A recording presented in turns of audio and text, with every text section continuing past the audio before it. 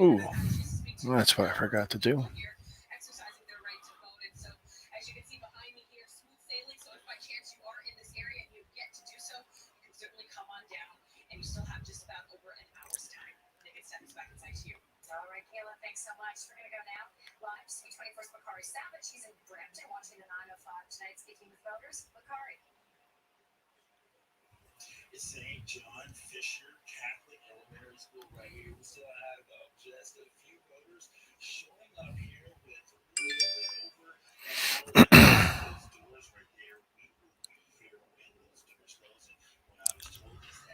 Bum, bum, ba-da.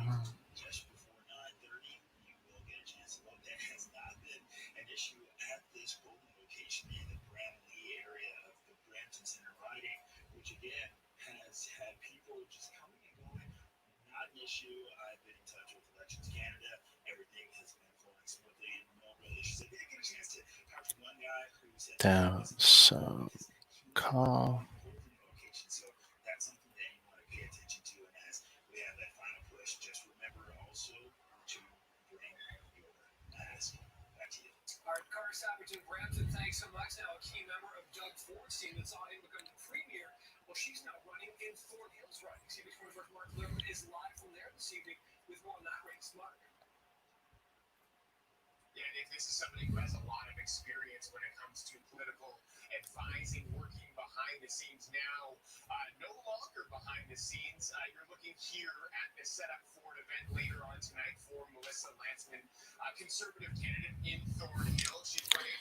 All right. Let's tear some stuff down.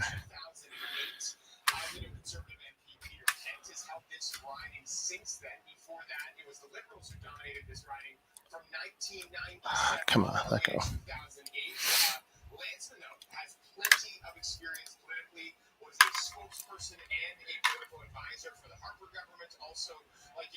What happened, Ryan? You're on your way back to work?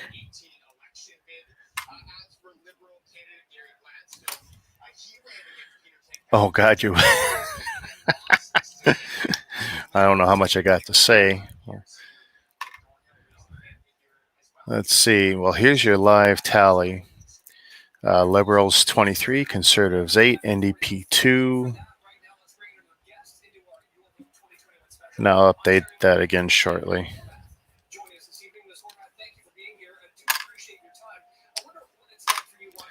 I was going to show a live scroller. Don't know how I could do that without getting in trouble, though.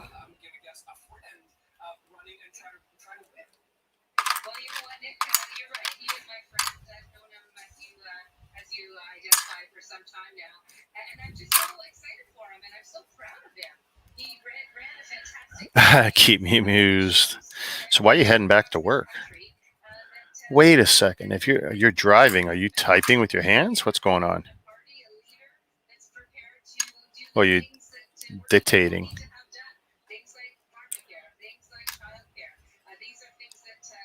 Ooh. Ooh.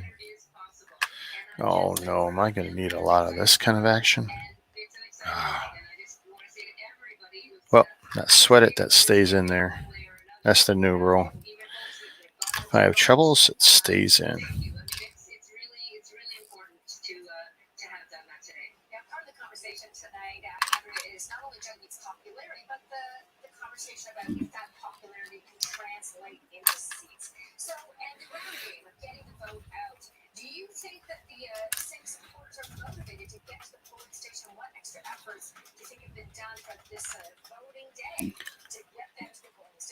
Farmers need parts. Oh my God. Why can't they be lazy like my coworkers?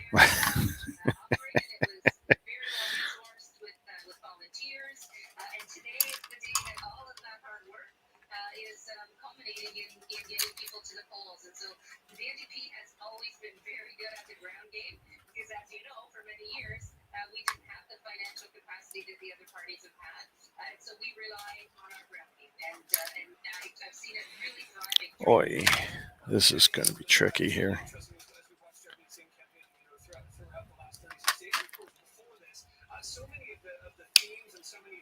Ooh, that came out nice. Trust in the tools.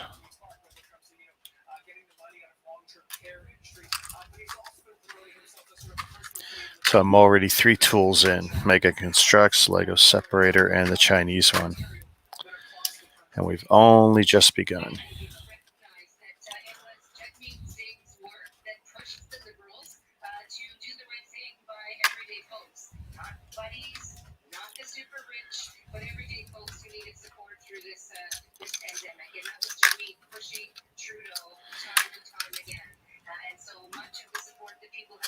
So how long had you been home for before you had to get called back out?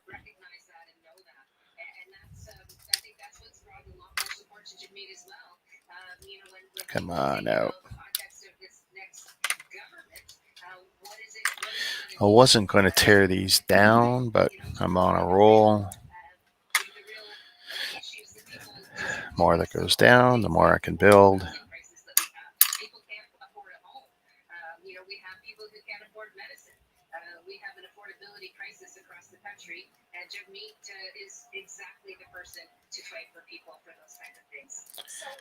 Come on out.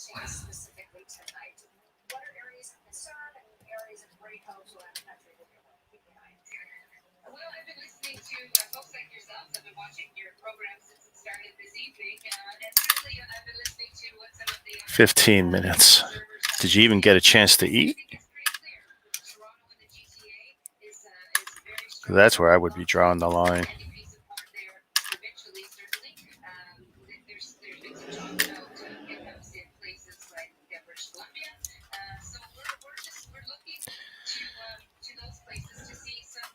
Yeah, it looks like my new schedule's gonna probably suck. I'm either gonna probably have to choose a Sunday to Wednesday schedule or a Thursday to Saturday schedule. But I'll know more on that later. Yeah, meals have to. Oh my God, too much. I don't know how long I'm going to stay up doing this. They say there's 7 to 8 million mail-in votes. The election may not be called tonight.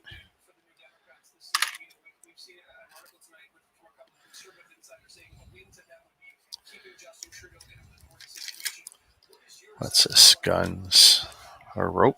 More rope.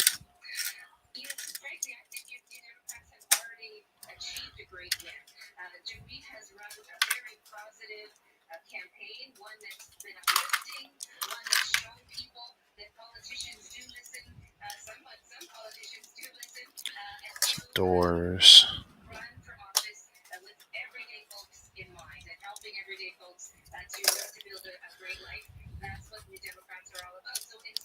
This was definitely the nicest Humvee I'd built, especially compared to that other one.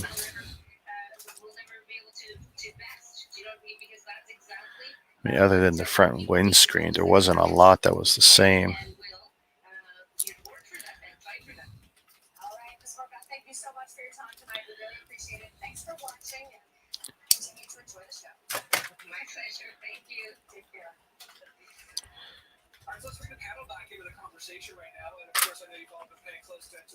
Ooh.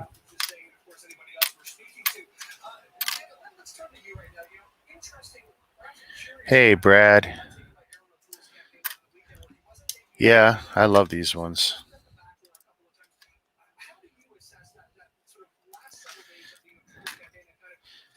Tempted to get a few more, but then I feel silly taking apart these ones. Had an opportunity to get a few more recently, but I'm not touching this stuff used ever again.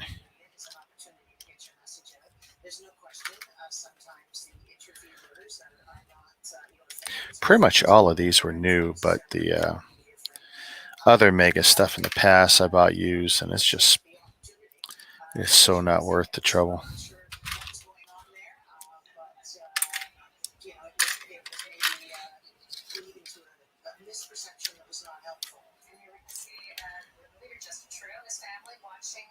Yeah, got to be done.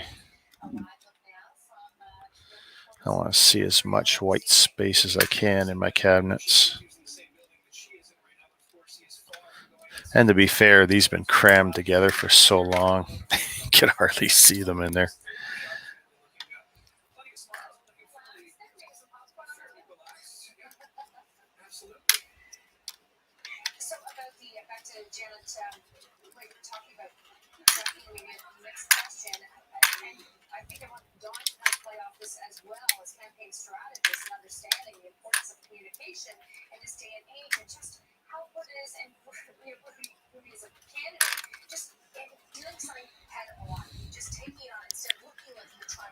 Oh, Ryan says hi, Brad. Ryan's on his way back to work because he's the reliable guy.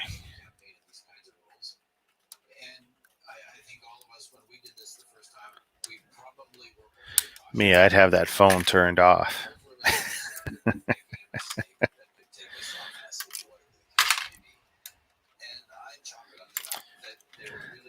Ryan, Brad says hi right back at you.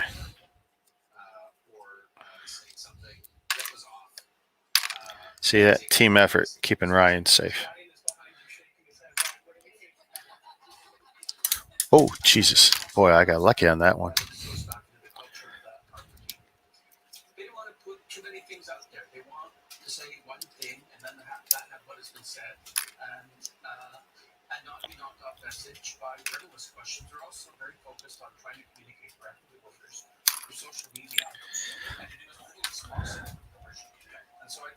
Should have the Obi head this week.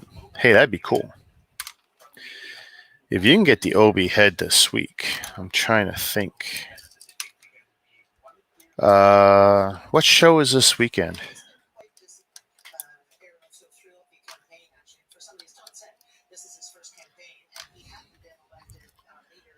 Because if there's a show this weekend, that would be a real good way to kill a couple birds with the same stone.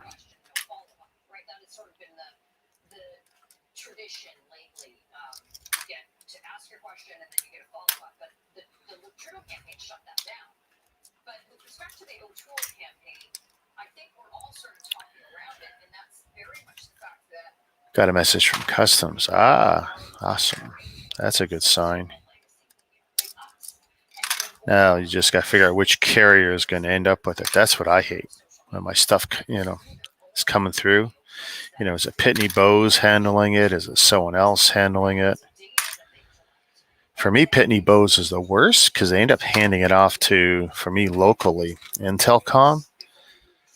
And these buggers, they left a package right at the door when I went on vacation. I was lucky my neighbor grabbed it for me.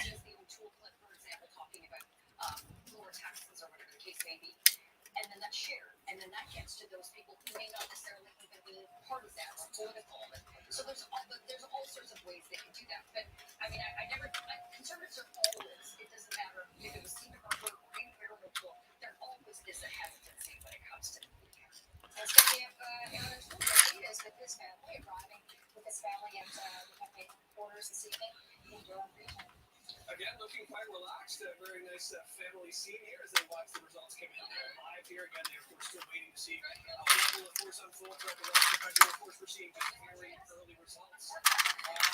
Yeah, wait to who knows?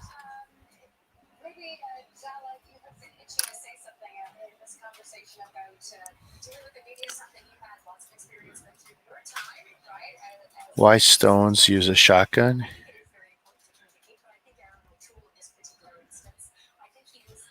And Brad says, yeah, Pitney Bowes sucks. I assume he means Pitney Bowes. Or Intelcom. Either way, they both suck. Like, I had one issue with something that came in through customs. Pitney Bowes forwarded along, and the guys I ended up with it was Intelcom. And of course, this is the beginning of COVID. So it's like, okay, they left a note. Oh, we'll be back, blah, blah, blah. It's like, I got another note a day or two later. Yeah, we missed you again. reach out to us and we'll tell you where to pick it up. Okay, so you give them a call. Of course, no one's answering because no one's actually at their depot. Everyone was working from home that could work from home. It's like, okay, so how do I get this? Well, our delivery guys. Well, you delivery guys try twice. How do I get my package? Needs someone in that building. In the end, that one, actually, I had that one delivered to my warehouse. They made a third attempt, and third attempt was to my building. And I had my security pick it up. But they were not happy. No one was happy about that deal. But it's like, you couriers, you sit on my stuff, you're holding it hostage, you make it so I can't pick it up. What was I supposed to do?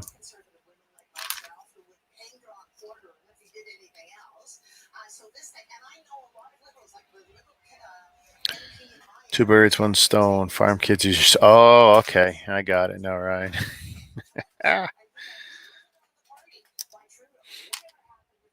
Farm boy humor.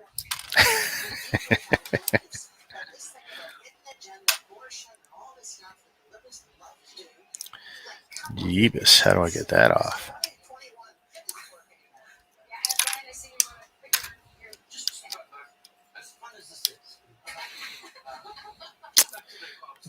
Not yet. Something very interesting about this campaign and these campaigns, which is people are not aiming for big 50% votes. And so when the conservatives say we're not going to talk, we're not going to answer questions, stuff like that. That's part of the narrow path campaign. Mega Construx does not put the same kind of lip under some of their parts that Lego does. I'll have to figure out another way to get that off. And so, this speaks to our movement to fragmentation of the electorate. It also speaks to our drift in small ball politics, in which majorities without real majorities. And some of that is because you can, because you have these digital tools that you might pass. But there is a price that you're kind of paying when you're not in one common space anymore. Everybody's trying to talk to it, which might be why this business of not answering questions. What time is it? Here, let's update this.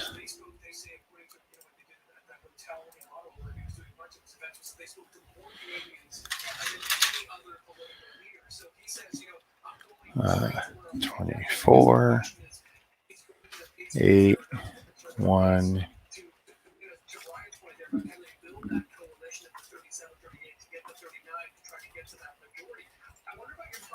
There we go.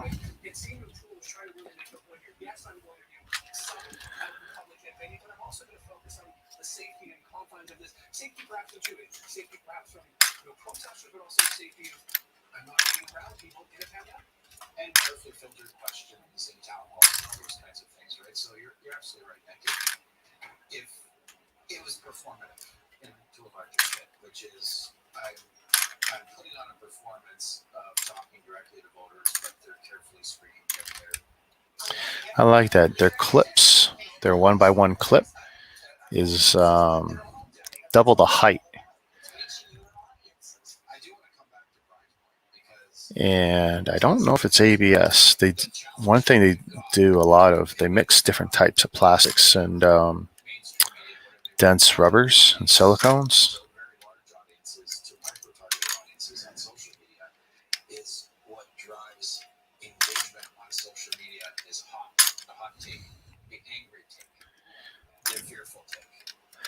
For me, it's far more important to not break Mega than it is to not break Lego, because I can replace Lego very easily. Or easily enough. Where'd my comments go? There we go.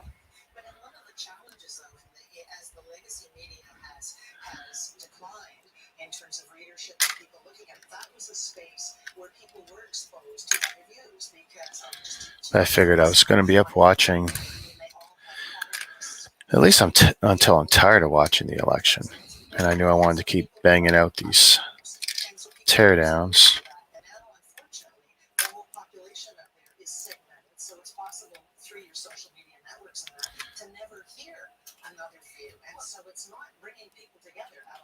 Why? There we go.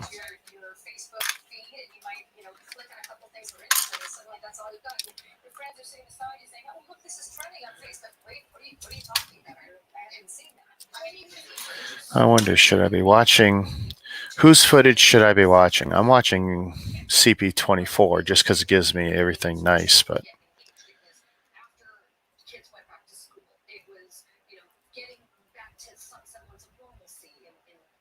maybe I should bounce around. Where's my guide? Oh. Oh. Haha, the Rogers box is blocked. Hang on. Are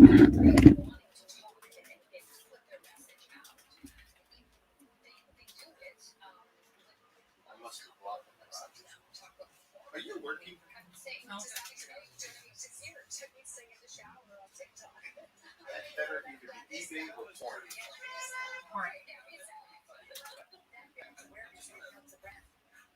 I just want to say this. When I started doing federal campaigns, let that logo go, let the well go. Look at this cat. You know that's a lot of editors that you were addressing yourself to try to get to a national audience. That was not too many people were making decisions about who got heard and who did not. And so I don't think political parties want to go back.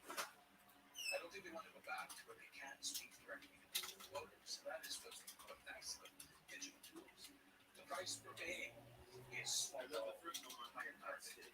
And what we need to get named as regulars in the share and also the political parties can talk directly here. We're not there yet. And that's why you get the signal in the zip parties. So you try to figure out what's good. So, Ruby, would you change your campaign strategies and styles now when you're running again? Well, I just got elected. It was the old-fashioned way. If someone was a reporter or at least for you, they would send you an email. You would respond back. You would have at least 24 hours. And like by the 2011 campaign, it was just instantaneous. If you didn't respond at the moment, someone else would put it out, onto social media, or they would put it on the internet, and it's always there to stay.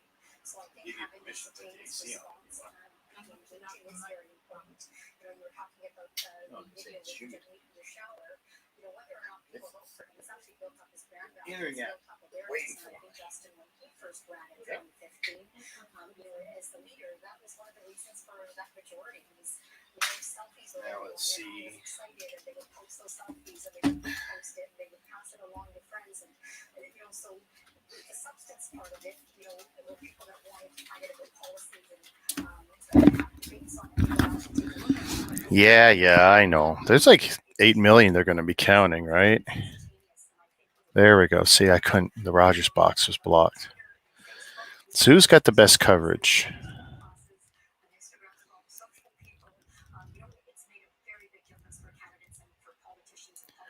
I mean, is this not the same? I don't like that. It looks even. And of course, depending on who I watch, their numbers are a little different, right? Lisa LaFlamme. I don't know if I could watch her. Ever since she washed that shit out of her hair, she's too real for me. Is that French coverage or English coverage?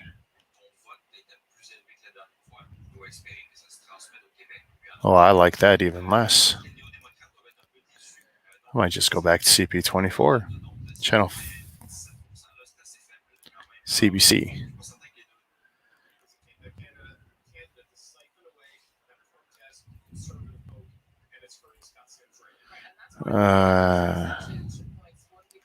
You know what? I'm sorry. I'm just going back to 24.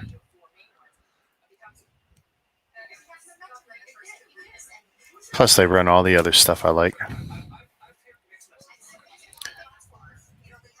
Yeah, it's all the same BS, no matter which one I watch. Actually, for me, it's who's got the best display so I can see it from over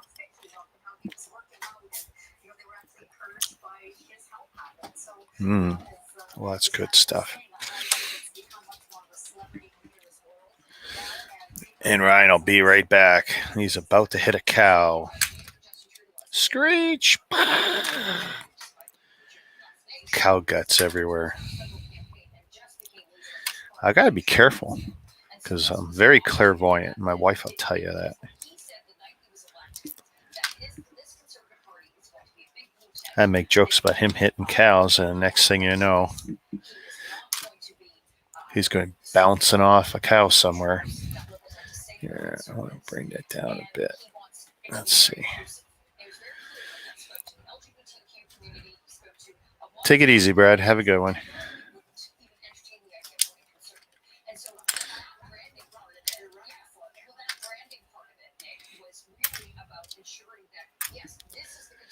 Remember, everyone, you got about 30 minutes to get your votes in.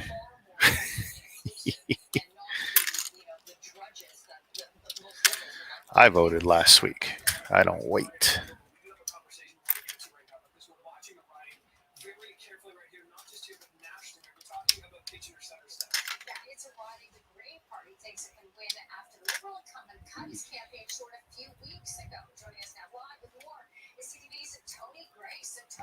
Oh, oh. You know what I should do?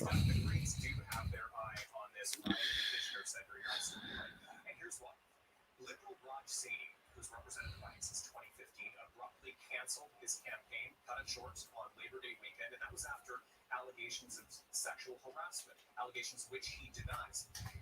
But the Green Party is focusing on social entrepreneur Mike Morris because he came in second here last time. Right? Well, that's not going to be any good if I do that. Not only did he do that, but in 2019 he increased the share of the Green Party vote from 3% to 26%. So he was 6,000. Well, we could do this one here. 1,200 more than the Conservatives. So the question now is, if Raj Saini's campaign That'll tell me when to update. non-liberal votes go, if not all to Saini. You've got a Conservative challenger, an NDP challenger, but this was one of the big ridings that Green Party leader Andy Paul visited in person very late in this campaign after Raj Saini canceled his campaign. You know what I can do? For them at the federal level. To see Mike Schreiner there as well, Tony. I wonder, beyond the math, what other signs are you seeing there, Tony, that the Green Party could, in fact, certainly are taking this riding seriously? Is it beyond the fact that they wanted the federal and provincial leader? Well, that was a big factor, right? Because Andy Paul did not campaign very much outside of Toronto. Very, very focused on, obviously, trying to get her own seat, trying to win a seat in Toronto. And of course, I've been around this community watching the signs go up. His signs are okay. Now that I've done that, he's focused on a very, very grassroots campaign. I actually spoke to him. Oh, I hate this. I got to change this to this. Differently. He has not focused a lot on the national Green Party messaging. He's focused on local connections. He's a social entrepreneur, founder of organizations called Sustainable Waterloo Region, Green Economy Canada. Building consensus. Keep forgetting this is not Lego.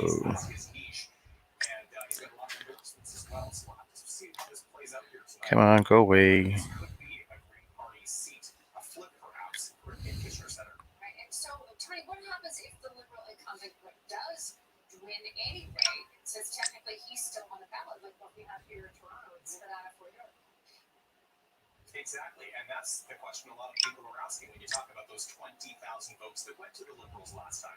So should Raj Saini win anyway, he's got the option of sitting as an independent MP or stepping aside, and that, of course, would trigger a by-election as far as we know. So the story may not be all over yet tonight if Raj Saini garners a majority of the votes in this riding. So a lot of different ways this could go, a lot of reasons why the Green Party is certainly watching this riding carefully. Right, okay, CB's Tony Grace, thank you so much, and we will keep a close eye on Kister Center tonight for continuing. Thanks again. Thanks, Tony. Pretty sure he put it there. Janet, Adrian, you both highlighted the fact this is Aaron O'Toole's first campaign. He's trying to establish himself as a leader. I think everyone agrees Aaron O'Toole won it relative. Maybe he didn't, but other people had low expectations of Aaron O'Toole. Was that a mistake on the Liberals' part, which kind of reversed what the Conservatives did to Justin Trudeau in 2015 when it was like, if he gets on the debate stage with his pants on right, he'll sort of succeed. It seems to me that the Liberals sort of didn't learn the lesson of what the Conservatives did. They set expectations for what Justin Trudeau did. Oh, there's one group I want to put in. Where's the domain? Got a lot of friends there. Well, I think the Liberals have made up for that in terms of the attacks that they have directed in O'Toole's direction when they go from the bottom, work our way up. So, we'll see how successful it has been when we get all the results in tonight. But I think having low expectations of you in politics is wonderful. I mean, you would kill for that because it's hard to do anything wrong when we've got that. But I think for a new leader coming in, very disciplined and emptied the platform out like on day 2 of the campaign, which I think really surprised a lot of people that they have their act together. There's a lot of mega groups I'm in. I just realized that. It was a smart thing to do because people wanted to know who Aaron O'Toole was, and so he was trying to say, "Here's my platform." That might be an odd one to put it in, but we will see. Yeah, where's the domain? Did something very brave in this campaign. He defied a lot of members of his party and tried to modernize it on some of the biggest issues facing the country. So, for example, he's leading a conservative party to stop being climate change deniers and that is on board with carbon pricing. And he has tried to modernize some other positions of his party. And I think one of the reasons why he might be struggling in this election is those relatively popular policies climb a little bit with public expectations. Well, that's good. I drink that all night. Supporting policies like that. But it's a good thing that he has done that. And on the climate change issue, for example, but he had that kind of bravery means that people can think about investing in the energy sector and the electricity sector with some hope that they're not going to be able to solve this key public policy on a key climate change. So whatever happens with this O'Toole, it doesn't look to me like O'Toole mania is for the country tonight. I hope he persuades his party to make this evolution because it was a great thing that he did. Oh my God, are they already apologizing for their party? And the country will be better for it. We will be happy A little bit early, guys. And just as we're talking now, the city's favorite Yale, in Colchester in Nova Scotia, Stephen Ellis has been elected for the Conservatives there in Nova Scotia right now. There's a lot of conversation about Aaron O'Toole moving too close to the Liberals, too center, which led to the Wow, they're ripping into him. would you agree with that? Saying it was just a little bit too much, and maybe didn't stick enough to the conservative feeling that Brian was talking about. Conservatives. Well, I think part of what he ran into is he was, I think, seen as a moderate in the Harper cabinet, or a modifying influence. Then he ran the leadership, his first leadership, then he continued to be a modifying influence, lost Mr. Scheer. Leave that there for now. Incarnation of the Popeye t-shirt pose, like I'm this really masculine, true blue conservative guy you can count on. I'm pro-gun, I'm all these things. And by the way, Janet, it comes from the leadership intact. So I think that what he's gone to a succession of personalities that he's tried on according to how he needs to appeal to different universes.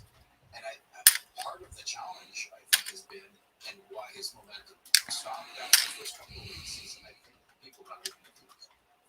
Who is this guy actually? And in particular, on his right flank, to your point, Stephanie, Mr. O'Toole has come up in the course of this campaign, but the People's Party has come up.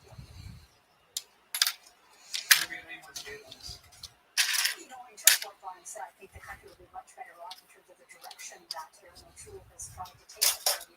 Agreeing with what John is saying, I think if you take a look after the second debate, in particular, the first debate that took place, there was just a lot of confusion in the minds of people when Aaron O'Toole spoke about, upholding the ban on the registration of the assault rifles, but the platform said something completely different. And I think there were so many mixed messages that were being given out with the rise of the PPC. Oh my goodness. Now you can drive home. Boy, they better make your Christmas bonus out pretty sweet.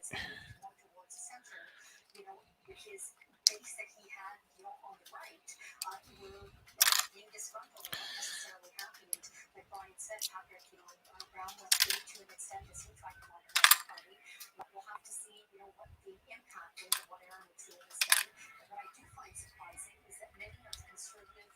stocks for the supporters and organizers in the last 24 hours, are talking about post-succession planning with Aaron O'Toole.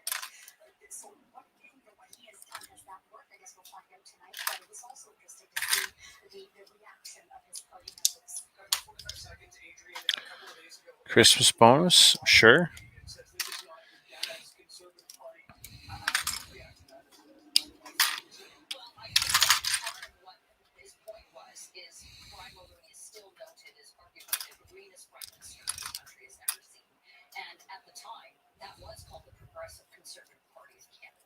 And I think it was, and Brian Mulroney may not have the popularity outside of Quebec, but in Quebec, and if you saw where they took him and had him campaigning, very, very popular. That name still means something. But I find it really fascinating that for the broader conversation about Aaron O'Toole trying to figure out who he is and getting supported as leader.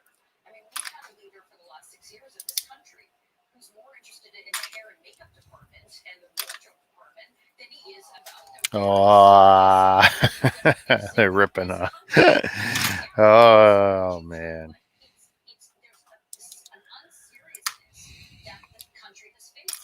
I was shocked to see the Toronto Sun directly support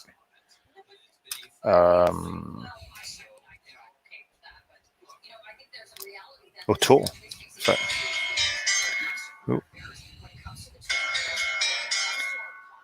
Cancel that. Yeah.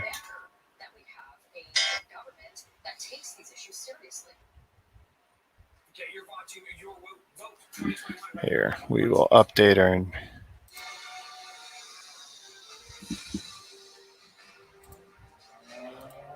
So based on this,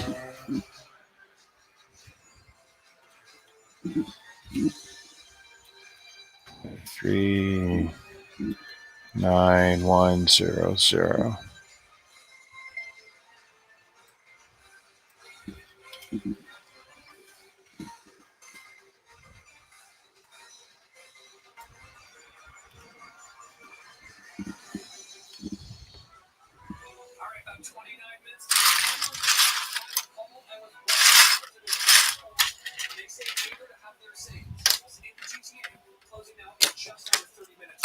Oh, we got this. So got any other chunks in there? A few. Oh boy.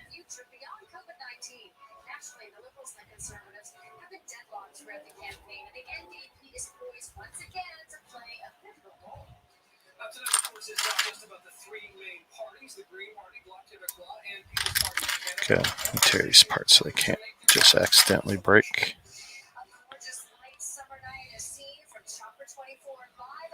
Come on.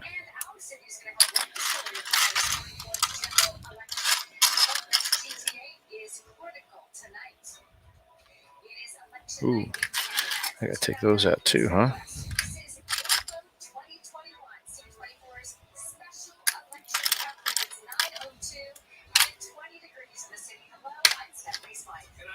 Thanks for being here on Your Vote 2021. Of course, this is Aaron O'Toole's first election as leader of the Conservative Party of Canada. His first election and maybe his last. Down after the last campaign, he's in the Durham region tonight in Ottawa with family and supporters, and that's where we find TV24. Courtney Hughes live from O'Toole's HQ. A lot of blue lights there. Any sign of Mr. O'Toole? We have a guest there. For those you watching, come say hi.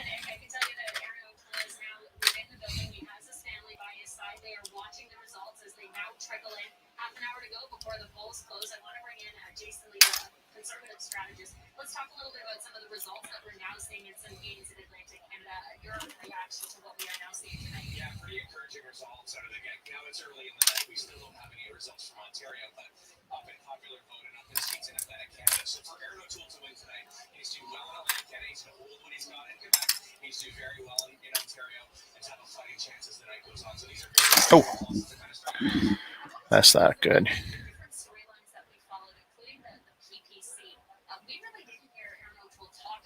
Dry effing bird. What's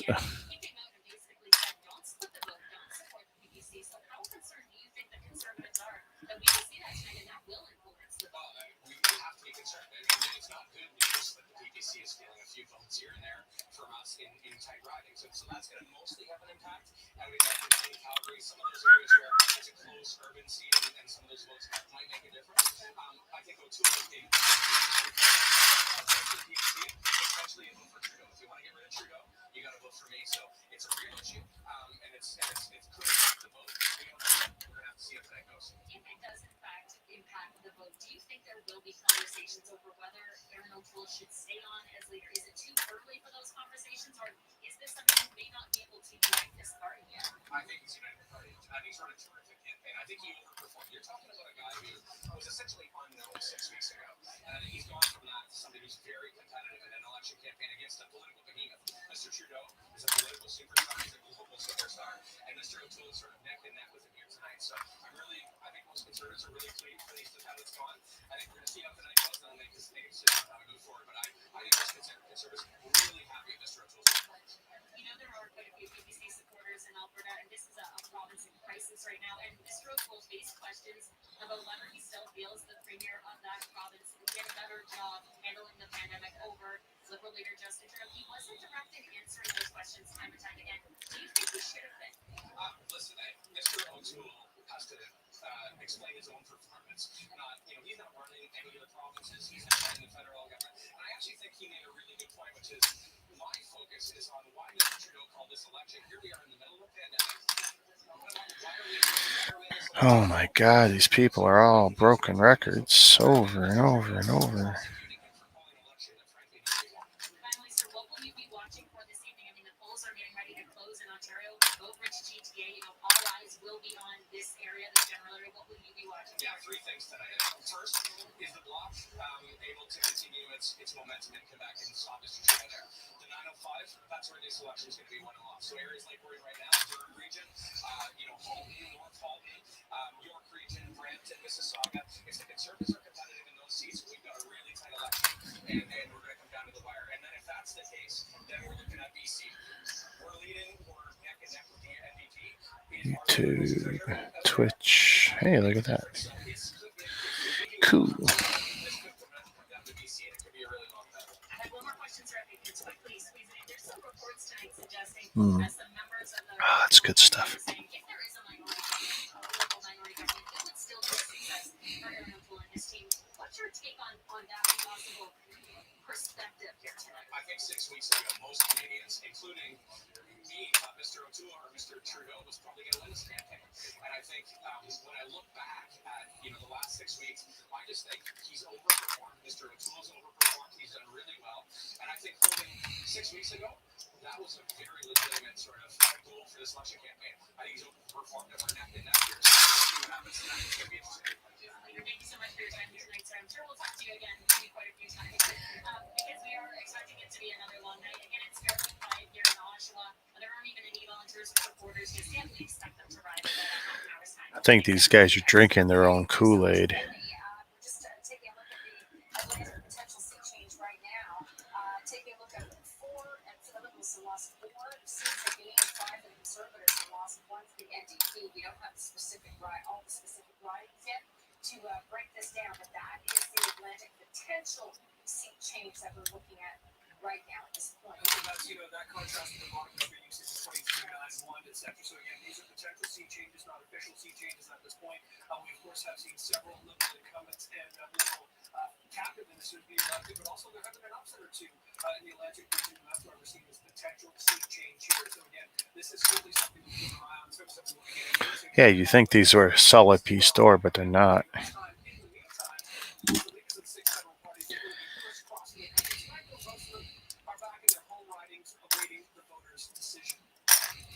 And Liberal leader Justin Trudeau is in Montreal, hoping his decision to call this election during the COVID-19 pandemic will give him a majority. And he's been widely criticized by opposition leaders for trimming the campaign during the 4th wave and at a cost of $610 million. Go ahead. Sue 24 Futures Basement is in Montreal tonight, and she joins us live. Hey, Corey.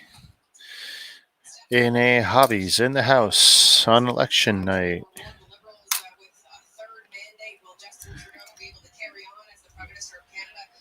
So I got 2 of the 6 packs of Marvel CMFs. Oh, did you have any before? Got 11 out of 12. Oh, no white vision. That's pretty good.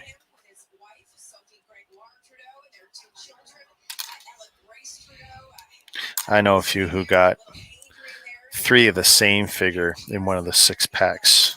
That had to hurt.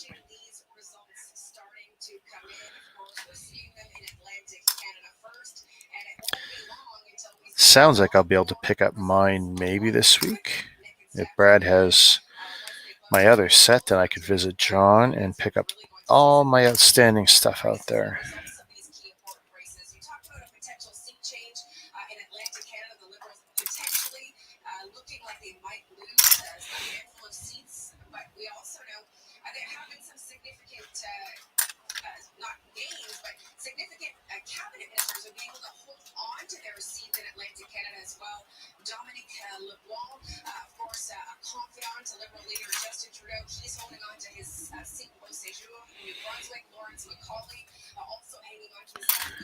And I'll update the ticker every 20 minutes.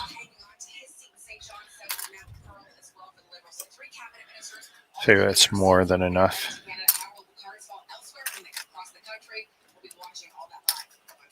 Yeah, Beatrice, thanks so much. We're 20 minutes away from, of course, the polls closing here in Ontario. Then we should start getting some significant results in, so we'll be watching for that. In the meantime, let's see how things are going out in British Columbia. Gian Lee is at Jugmeet Station HQ. She joined us live as they wait for votes to come in there. Of course, polls closing even later on the West Coast, Gian. Yes, they did close later here in the West Coast. We are here at the Vancouver Convention Center, and just it's really quiet right now. It's simply just media and support staff here inside the building. And this has been a battleground area. A lot of analysts keeping an eye on what's going to unfold here in British Columbia. Many saying that this could make or difference here in terms of the result. So we know that NDP leader Jagmeet Singh is watching at a hotel nearby and will eventually make his way here. But earlier this afternoon, he did. So other than CMFs, Corey, what are you working on?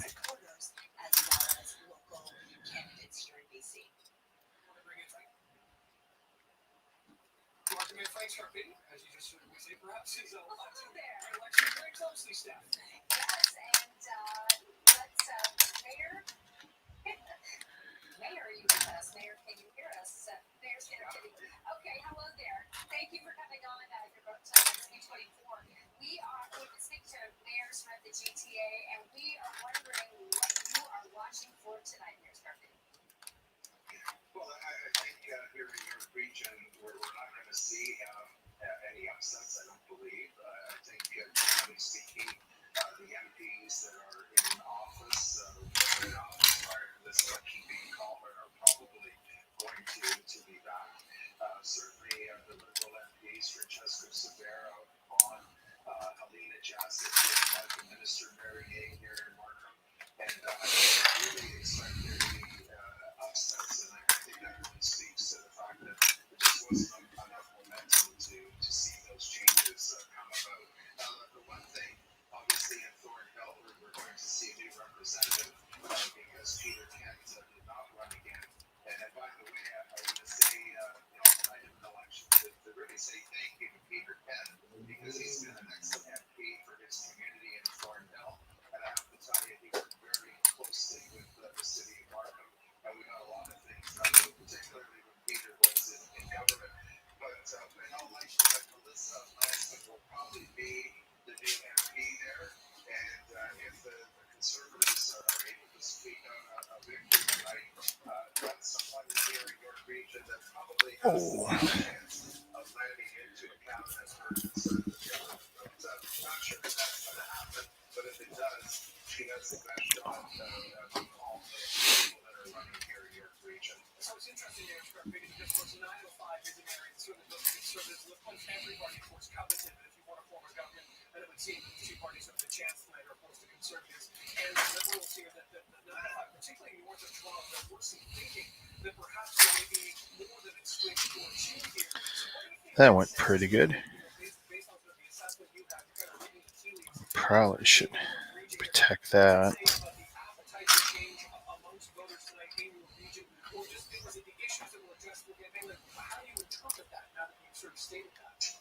Well, I think the campaign did take on a bit of a different flavor. Obviously, the Liberals were looking to pick up a couple of extra seats. They felt comfortable about that. And then, you know, as campaigns do, they take on a life of their own. And then for a couple of weeks there, they were really Nice. lots of seats. And then by the tail end of the campaign, I think this weekend said it all. It wasn't about defense. They felt very comfortable about the ridings that they had. The Prime Minister spent his time in two key ridings that they're trying to pick up. Unionville. And the reason that he gave those is because particularly in the last few hours of the campaign, Come on. So this campaign has had its ups and downs, and it's really Check could use that for that. That is what we call perfect. One of the issues for your region that you are watching for to be addressed in any way, shape, or form, or was anything in the region really properly addressed by the candidates for this campaign? Well, you know, there's no surprise. I mean, one of the things that we've been pushing, and we did in the last federal election, was to get federal dollars for the young subway to be extended north all the way to Highway 7. Mr. Scheer signed a shovel in the last campaign. Justin Trudeau signed a shovel in the last campaign. They committed to extending the funding for that project. And I have to say that the Liberal government did something that All right. Well, I probably should put that in there too. we wanted to see. Maybe. Yeah. Keep a bunch of these together. Less chance of anything going bad. Yeah, I know they're on. Like, this is one of my favorites.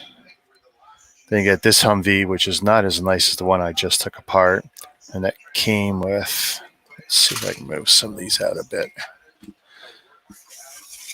So this Humvee came with this desert setup, and then you get a little kit box to put your other weapons in. Whoops. And then you got this tank, comes with 3 figures. A far better tank, 3 figures, and then another large tent. Harrier jet with 3 figures, and then like a Spitfire. I want to say Spitfire. It's not Corsair. I think it's a Spitfire. And then once I'm done these, I'll do the choppers. I got 3 or 4 choppers I want to take apart. I've got one more to build. I just can't find it for the life of me. Oh. Right there. That's okay. With a big takedown, I'll have room. Oh, Ryan's home. He's made it. Now turn off the phone. Turn it off.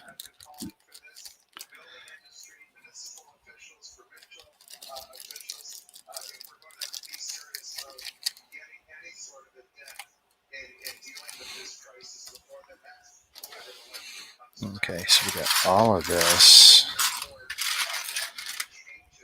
I think I want to get it into the bag. That's got to be a large one. Gats to be.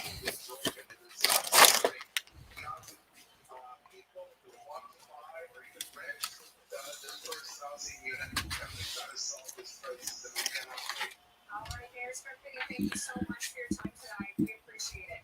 Thank you.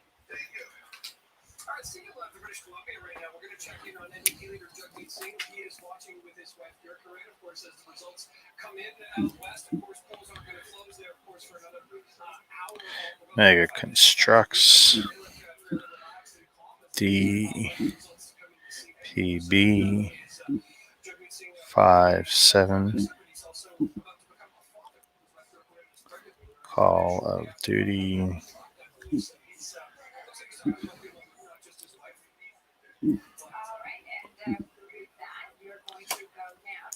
Armored vehicle.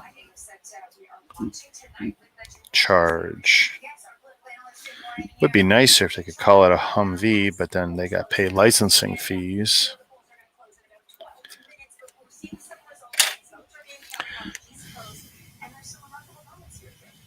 really is, and there's still a lot very, very tight. I mean, it's a kick to the shins of the locals. And I think there was also a tan version of the exact same set, but I'm not sure. Very, very tight, though. Some close results. Of course, the East lost their seats so far, not declared yet. We'll see what happens. But again, some very tight races. Yeah, which one are you looking at here? These ones have all been declared. So this is what's interesting result that we'll see who's going to replicate it throughout the night. The little company just snuck ahead in here. Again, it's been seaside back and forth.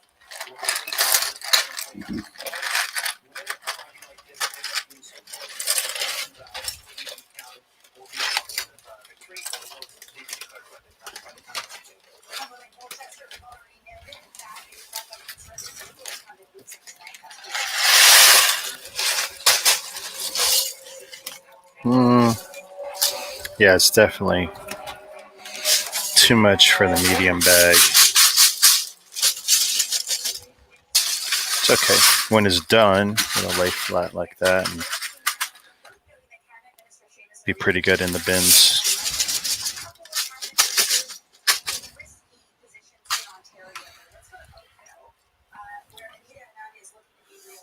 Take you.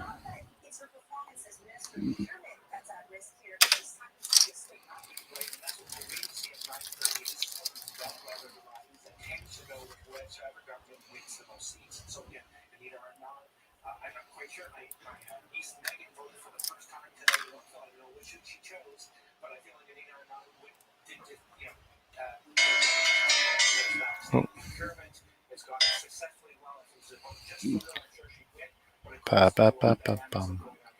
people know if they'll vote for Justin Trudeau or Hillary Clinton. Good for you, Megan, for voting for the first time. How about Peter? Let's see. There's another cabinet minister there, Mariam Monsah.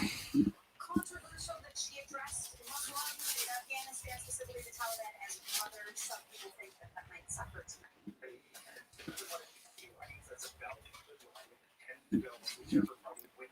5, 8.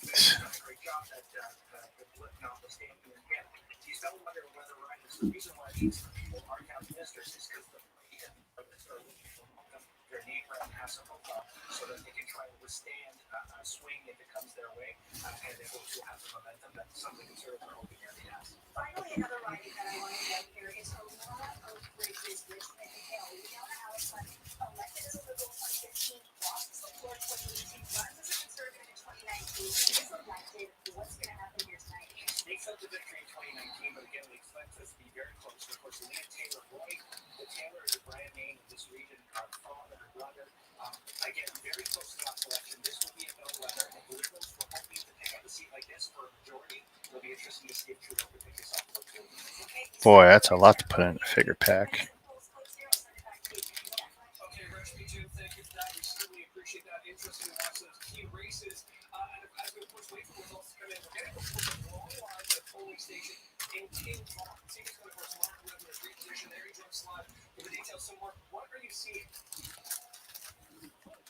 Yeah, they just got to this location a couple minutes ago, but this is a line like I have never seen at any polling place that I have ever covered. It actually goes around the length of the building here. People are socially distanced, but then it flips around the other side. And we even have some people saying they're lining up on the highway. That's not totally inaccurate because they actually go around the entire side over here. And it almost does look like they're starting to get on now towards where the 400 starts. That's how far. Those are crazy lines. Further down, that is how far it goes. It goes all the way around.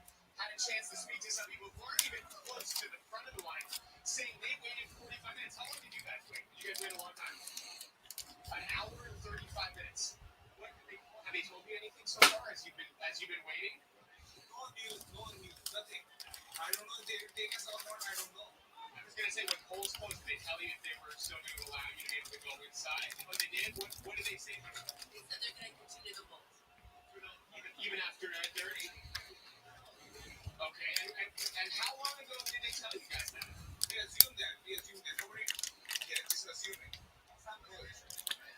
Oh, you guys might be disappointed. Into the lines. I know how far it goes down.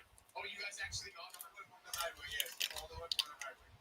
And they're literally Wow. up along the side of the 400. So that gives you an idea. I don't know why they wait so long to vote. They could have left work 4 hours early. It's almost impossible to show you the entire length of the line just because it goes around the entire side of the sportsplex here. Really, all around, loops around the other side. And I can't even see where it ends, actually. I mean, people are saying they literally were lining up along the 400 just to be able to get inside. Some people saying at this point they don't know if they'll be allowed in. They're saying they're assuming, the people that we've had a chance to speak with so far, they're assuming that they won't be able to get in at some point. But again, we know polls do close at 9:30. So that's a big question at this point. But we just don't know how long they'll stay open. But again, we know polls are supposed to close any minute here. So this is what people are dealing with out here in Vaughan. A lot of people, some people telling me they waited 45 minutes closer to the front of the line, but then it does extend just so far down in this other direction here. You can see right there, that's the entrance. There we go.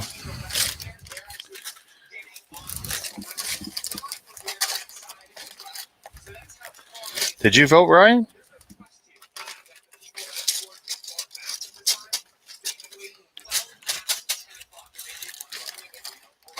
Here in Ontario, all of our poll stations supposed to close in 5 minutes.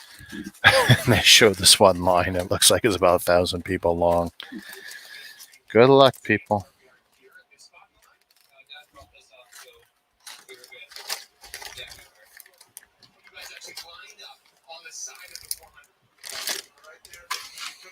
There we go. That's first one.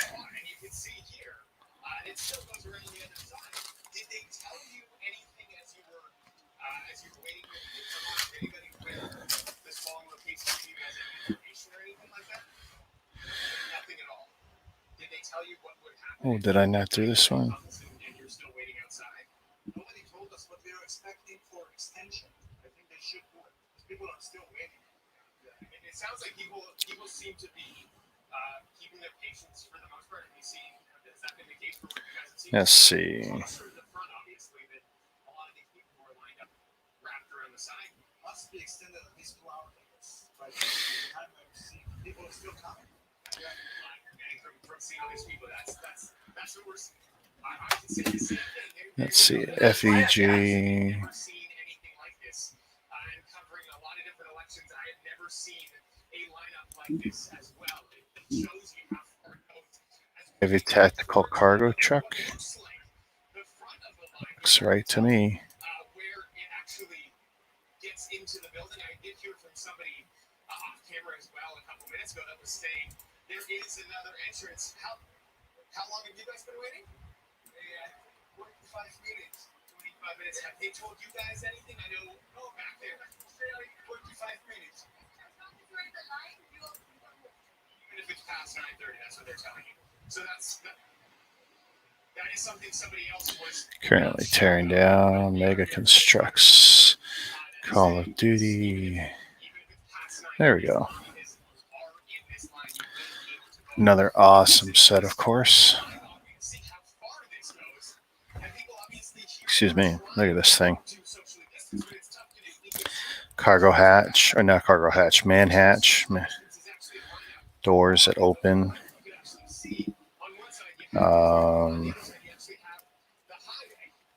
This side, you got the spare tire. Room for 2 inside.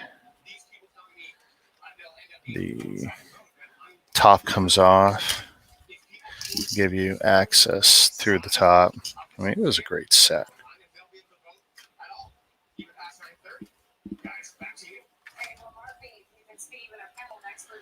Take this mesh off.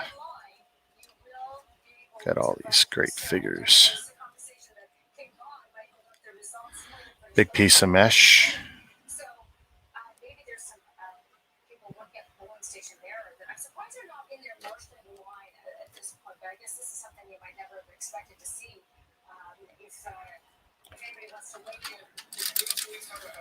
And I didn't even open it. That's the book clip for the manual.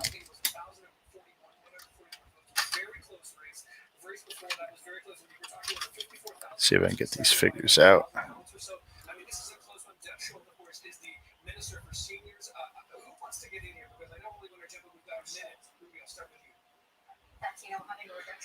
Hopefully this all comes in closer, close up.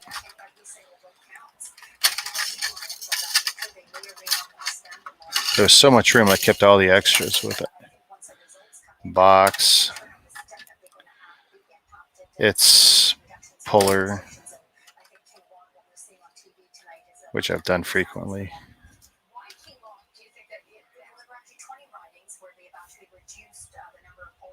Second, I don't know if that's going to zoom or not.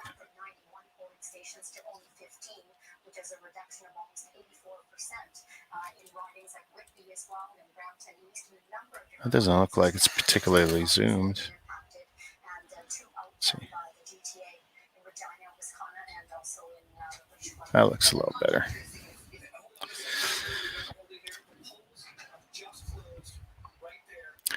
Hello, Mr. Blue. Hey, Silveria. Yes, it's absolutely better than voting.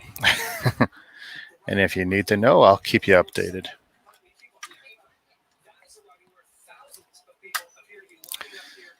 Oh.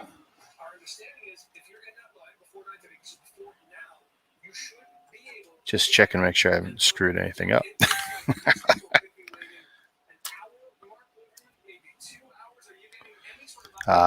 Okay. So I'm looking at like, oh no, what's that?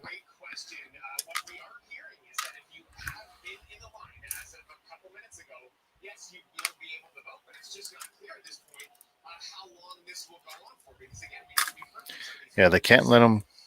Look at the lines. Oh my God. The polls are now closed here in Ontario.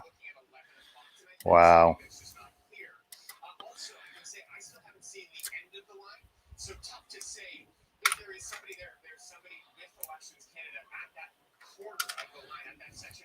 They should be at some point along the line telling the people, sorry, but.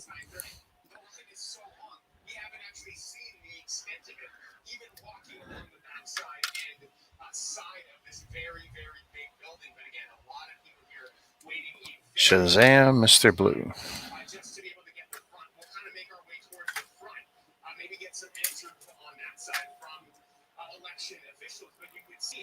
Oh, I'm going to have to see if I can pull that piece out.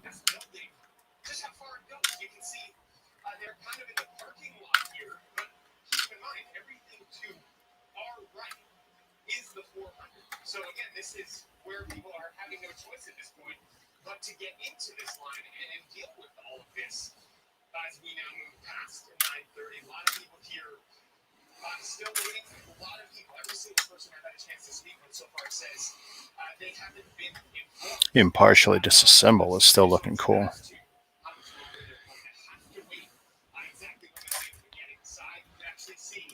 This is the first time I've seen since we got to this location, kind of where what looks like the front of the line. So we're making our way through one portion of the parking lot.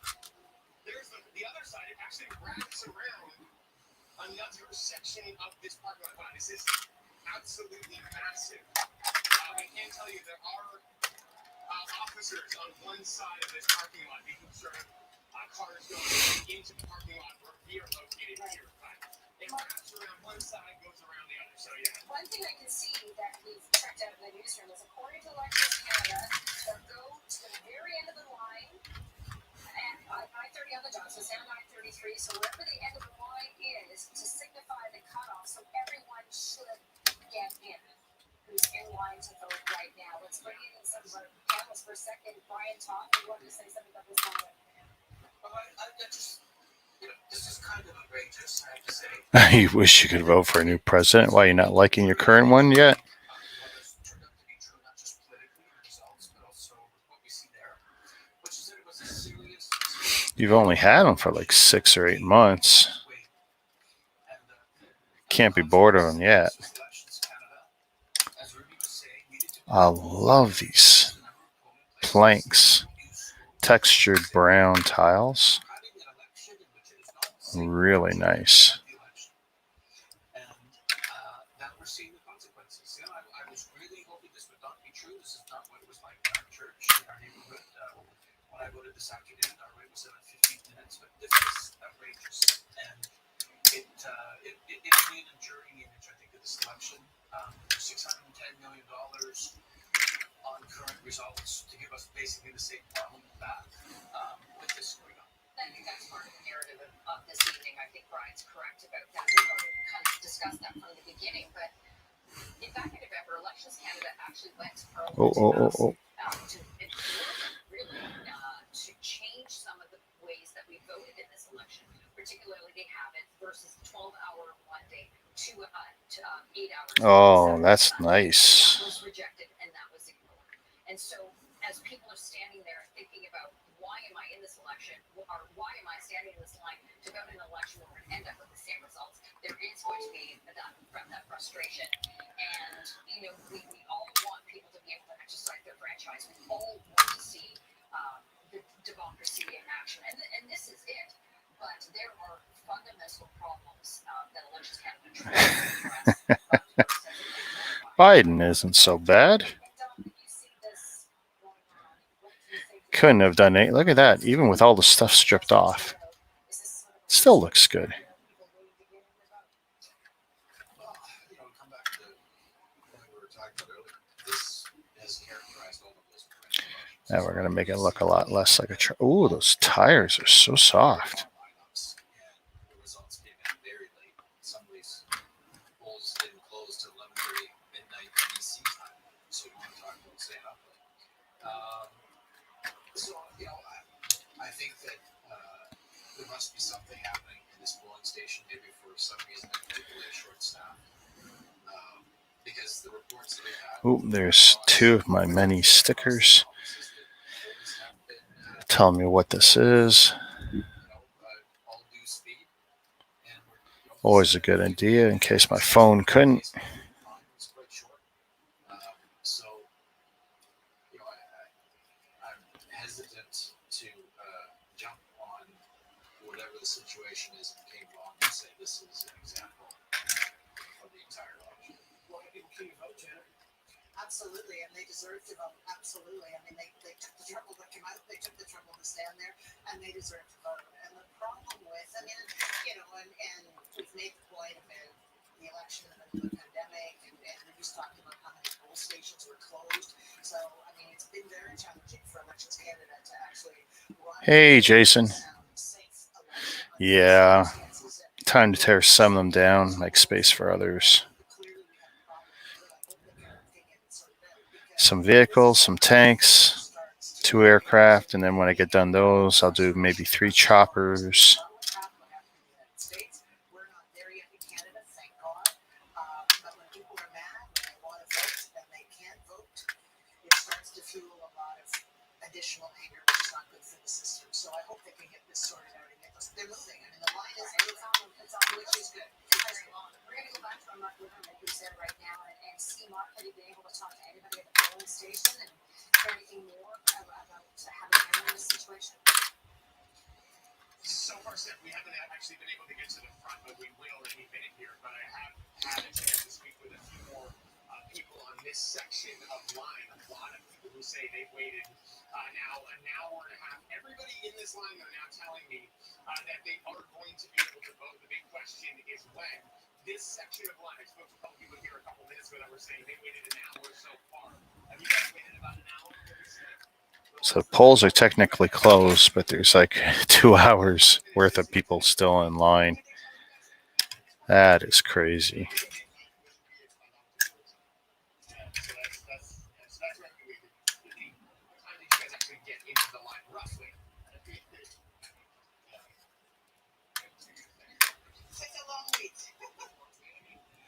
Are you as frustrated, just happy to be able to get to this section of the line? I noticed that there were some people that were lining up. Did you actually see them lining up on that? Oh, you were in that ramp, and you felt like you were with a little danger? Yes, it was. You were literally right next to the actual highway itself. How many people people were with you when that was happening? It's quite a bit because it was all the way almost to the point. So I was noticing the same thing, and there's still quite a few people. Ordered parts for the Harrier. Nice. From some people talking about that they actually And a Prowler. Oh, and a Fire Scout. they were getting into Man, can't wait to see those. right next to traffic on a very fast moving highway. So that was another actual safety they felt that Where? was supposed to be safe. Getting into this line just to be able to exercise her right to vote. And you can see how far this goes. I mean, it wraps and winds around this side of the parking lot. Oh my God, there's too many of these. Nope. Nope. All of these people, most likely at this point, you guys waited about an hour. How long did you say you waited? We've been here so now more than an hour, because officially polls are Oh. they have been telling you that you will be able to vote at some point. Couple big pieces here. Ooh, man, listen to that.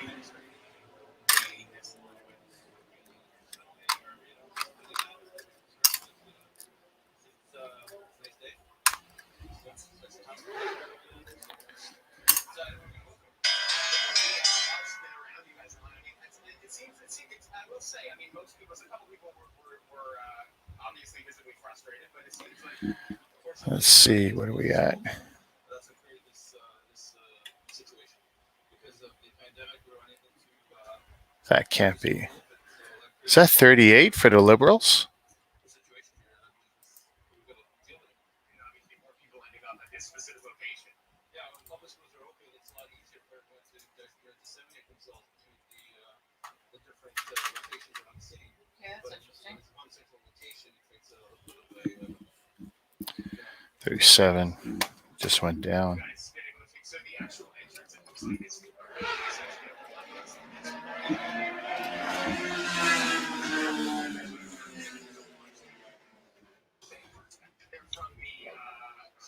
Four, 1, and 1. Oh, we're getting some updates. So I know that you haven't been there that long, but I'm trying to get a sense of how long it's been since you arrived there, and how much you saw the line grow in that time. I mean, I realize you. Hang on.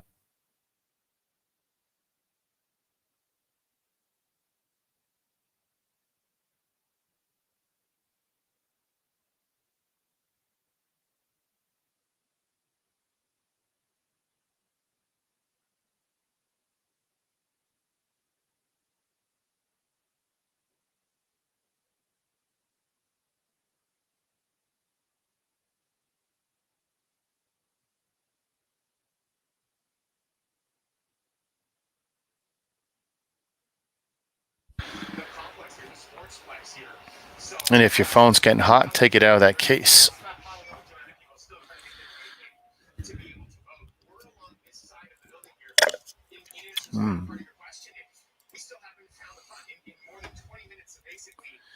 I was looking at that Harrier you have, but couldn't figure out if it was minifig scale.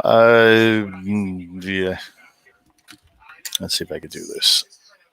No, I wouldn't say it's minifig scale.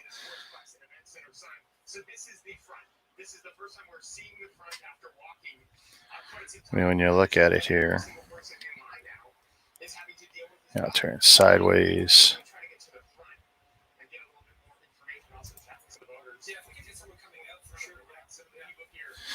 And you could absolutely put a minifig in there, probably. Kind of, sort of ish. You would think with all the Lego I got, it'd be super easy, but I can't actually pull one because the door is blocked. That's funny. But yeah, she's beautiful though.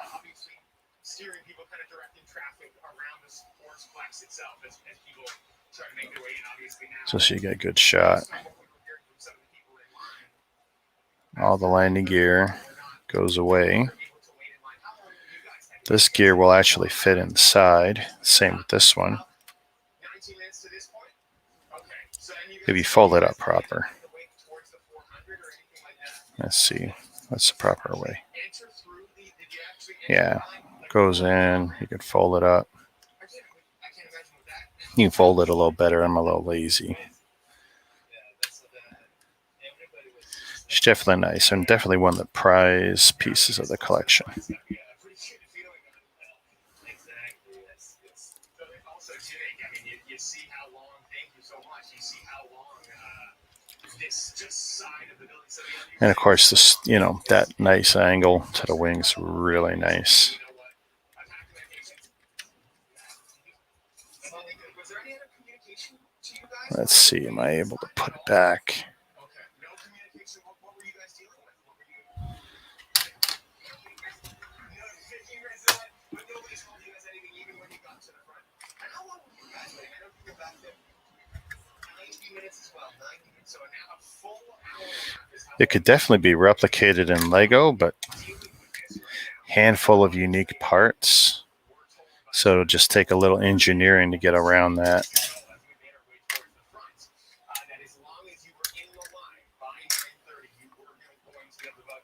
Have you voted? Did you guys vote already? Oh, you're waiting. You're still waiting as well. Okay. Is there an exit on this side as well, or no? That's on that side as well. Okay. So, okay. Thank you. So the exit is on this side of the building. So they're actually having people exit through this section of line. So a little disorganized in that sense as well. Put this down. It's just annoying. Slowly out there is the exit here. So see if we can chat with some of the voters. Did you just finish voting, sir? How did everything go? How long were you waiting in line? An hour and a half. An hour and a half. Once you got inside. Big engine assembly I got to take apart. Kind of cool. I just asked her, could you give her food and drinks? I was just worried. I said, I'll be ready. It's been long time. You don't know how long it's going to go. So I was just worried about the food. They didn't get any food so far. So somebody got a time to supervise the food for the staff. Half the fun is those amazing figures.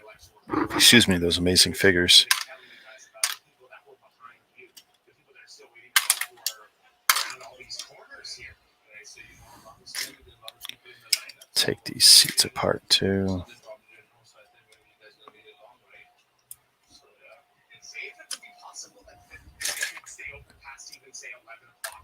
Was there any idea on that? Yeah, but they gotta be right because a lot of people didn't move, right? My family, a lot of people came in, and that's especially the housewife. So I don't think there should be any limits on the election night. Everyone's socially distancing because of COVID. Should be no limit.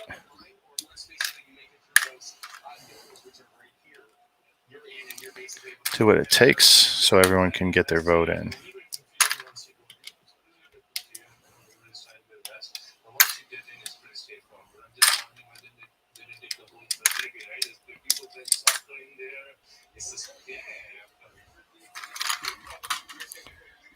Absolutely, yeah. This is the first time I've been voting. I've never seen this kind of positivity because it's just a lot of people go and vote, right? So that's what matters, right? If people came in and you was the person that came in, and people are talking, right? They're giving hands up, hey, go vote, right?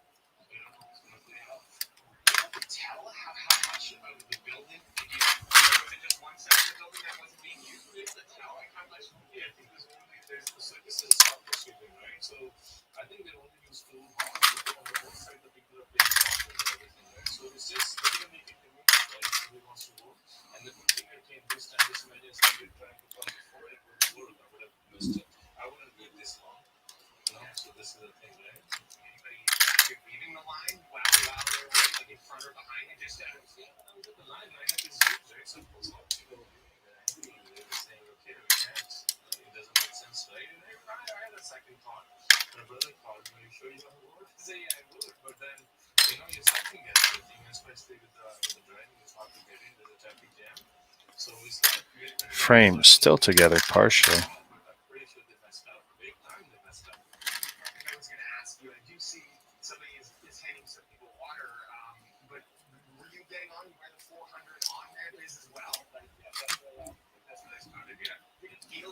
I know one day or two you said she actually felt unsafe because of how close she was, obviously, to very fast moving traffic. Absolutely. There's no one there. There's a traffic people around. Once you get into line, but yeah, they must make this. I even had to cross the road. So that's like the cars are coming out. People are walking on the ramp and stuff. Yes, plus the ramp. just give the same line. Absolutely, you know, It's almost as if people forgot it was voting night. right? It wasn't planned. People made the wrong decision. We told them, didn't check up with them, and now. And you know, the sad thing is people didn't vote. So that's the whole thing, you know. Last thing, how many people did you see leaving? Or they're gonna get frustrated. It's a big lineup, you know. Nobody gonna stay in the line that long, so you know people have things to attend. As I said, it's basically what I'm thinking. Because my wife could have come on the other neighbors, could have come to somebody's a kid, somebody's older. It's sort of confusing, you know. So you know, I've been voting, but this is the worst I've seen. Yeah. I think we heard from other people as well. Really appreciate your time. Thank you so much. So that again is what people are having to deal with right now. A lot of people, according to that voter right there, literally leaving the line. I'm trying to get away. How long this line goes. Back to you. Some disappointment, some disenfranchised people as well. Line up on the side of the off ramp from the 400. It's a shocking scene in King Kong, absolutely. Okay, we have some early results for you now. Results are just trickling in since the polls closed about 19 minutes ago here in Ontario. In Aaron O'Toole's riding, of course, he's the Conservative leader. He won the first poll. He's got a 14-point lead, but again, first poll up 217, far too early to call. He said early, another 1 point you just I'll have a big update in about 10 minutes from the looks of it. Numbers are really starting to move. All right, let's move on to the next riding here. We can show you this is Brampton East. This is Clark East riding. She sort of got ears perked up when she heard that. And you can see Anderson Gibbs, the Liberal incumbent there. He has a pretty healthy 331 lead after 5 polls so far. From north of the Liberal riding, and Minnesota is in the lead. It's a good for early results so far. Three ridings. When do you think we're going to get polls for King Kong? That's going to be the question. All right, right now, let's send things back to Montreal. Of course, Patricia Hayes is standing by live at Justin Trudeau HQ this evening with a little more on the feelings there. I'm sure people are now looking at the board and sort of depending on where things are at. Just maybe the vibe is changing, the mood changing a little bit. It's hard to gauge it because there's really not very many people here in the room, but someone who is here, Greg McDecker, is a former Liberal strategist, led national campaigns for Paul Martin out on the East Coast. Let's talk about the East Coast now. Some of the numbers now trickling in from Atlantic Canada, not a huge surprise. 3 cabinet ministers. I tell you, if the Liberals win, especially a majority, they'll be writing about it in textbooks for a long time to come. Well, I would have considered Atlantic Canada similar to Florida in 2016. If the Liberals were doing very badly in Atlantic Canada, it would really set a back tone for them for the rest of the night. There aren't a lot of surprises there. I can think of 2 seats in Nova Scotia for Norzan and Jordan, current Fisheries Minister. And I don't know if the results are official, but they're certainly far behind, but those are traditionally Conservative seats. The other thing that I was a bit surprised about is Scott Sims to be in trouble in Newfoundland, very popular MP, chair of the Heritage Committee. But what I'm also seeing is the numbers for the People's Party. They don't have a lot of support in Atlantic Canada, but their numbers are a bit higher than expected, and I think that probably impacted the Conservatives more so than the Liberals.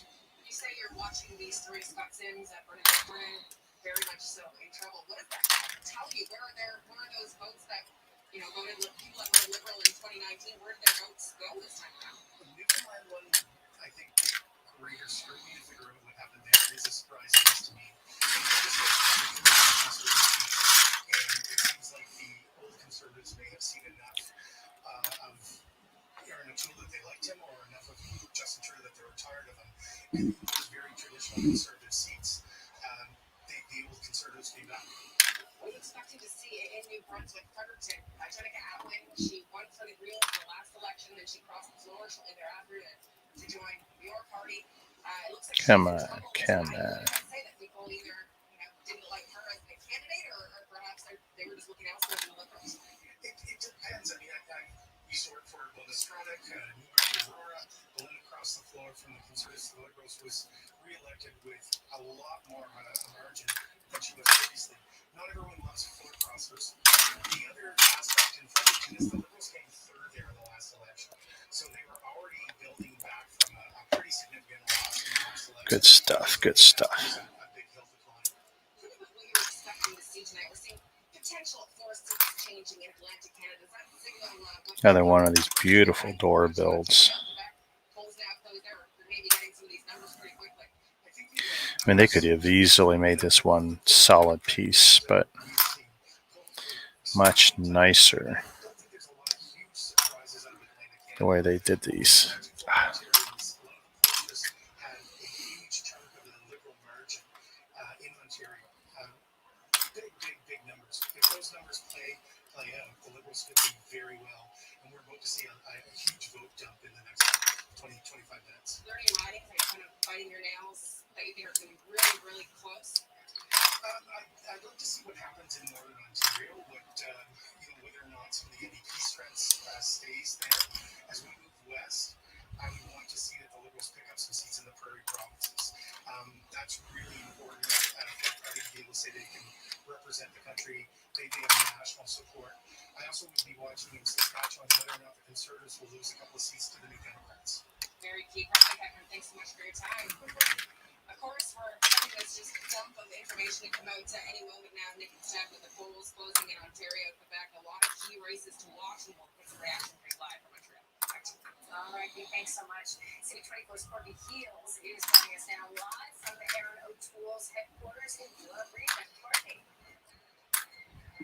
Good evening, Steph, and I can tell you the energy really picking up here at this community center in Oshawa. Supporters are starting to arrive and volunteers. Aaron O'Toole is here too, along with his family by his side. They're watching the results privately, and then we'll address the crowd a little bit later on. And we're bringing Tom. So we're in the stands right now, Tom. This is where supporters and volunteers are sitting. And you're a longtime volunteer with Aaron O'Toole's campaign. Tell us about that. Well, I've been involved supporting Aaron as a friend since he did not. A number of us that was interested in what he had accomplished before. He co-founded the Patriot Love Foundation that looked after 5 minutes. Wow, those numbers are moving. 170 for a majority.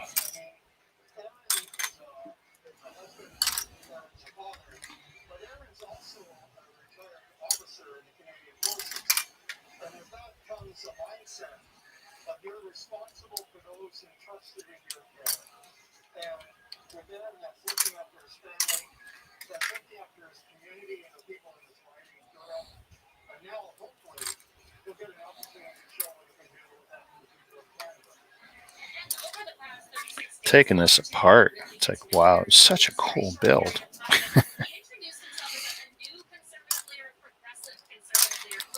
It's like rediscovering it.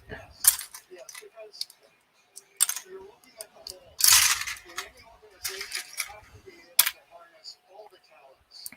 And from his perspective, by opening up the tent and making more Canadians aware of what we stand for, and at the same time, making adjustments to make the party more relevant to those Canadians, it's going to be better off for everybody. So he's not just changing Conservative Party, he's aligning it more with the direction that he wants to take Canada in to secure the future.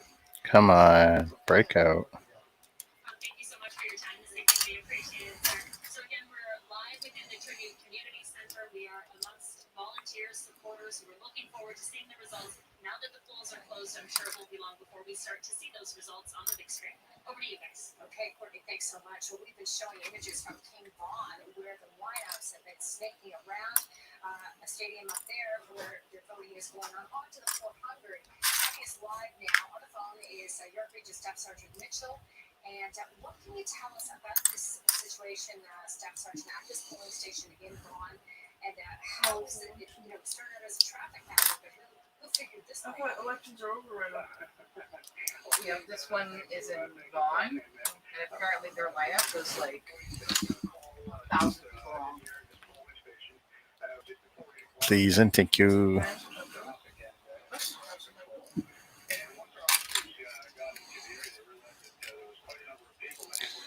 Lots of extra parts here.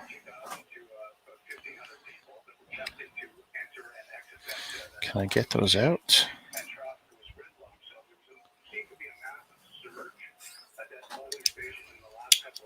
Oh yeah, cool.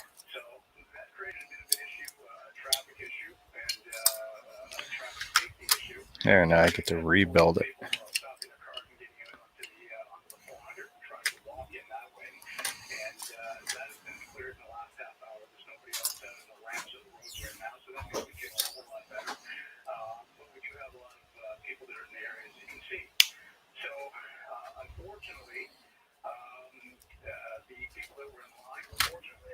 Thank you. They will get you to however, people were trying to join the line at 9:30. That was the cutoff. So the people who were in the line, they meant to vote. But there had to be that cutoff point. And they're moving fairly quickly to that area. And again, it's just a surge at the very end that overwhelmed this polling station. And that's not something, we've been talking with our panel here, and we talked about this situation. This has been called in the midst of the pandemic, and in some cases, depending on your riding, there could be perhaps as many as 80% fewer locations for voters to turn out and vote at. Is this something that you have been preparing for, looking to see, we're thinking, oh my goodness, we could be in one of these scenarios where there could be just an overwhelming turnout of polling stations? Still here. Hey, thank you, Mr. Blue. Sorry, I'm quiet. I'm just preoccupied. The future of our country's at stake.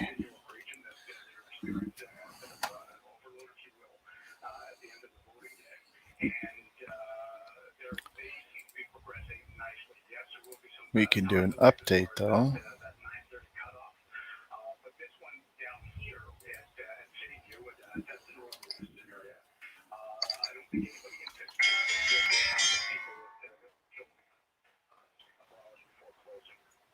Okay, Staff Sergeant Mitchell, thank you so much for the update. We really appreciate it. And our Mark Liverman is standing by at this location as well. Mark, I understand you have an update as well. 38. Wow. 11, 11, and 1.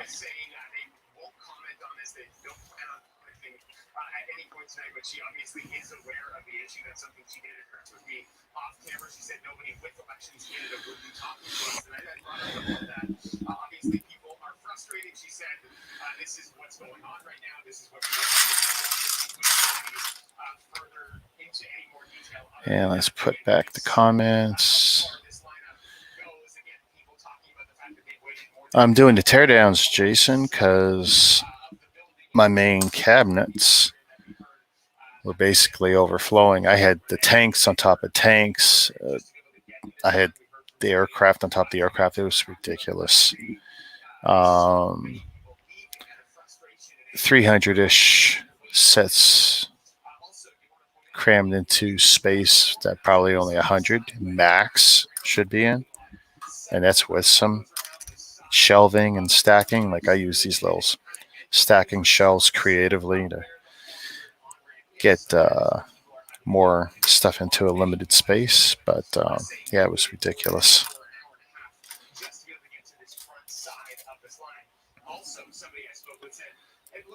So yeah, they're going into Ziploc City, just like this one here.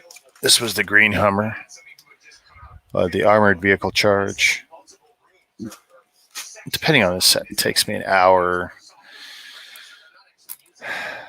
as much as 2 hours, depending on what set I'm taking apart. But these are the first big quantity of Mega I've done in a while.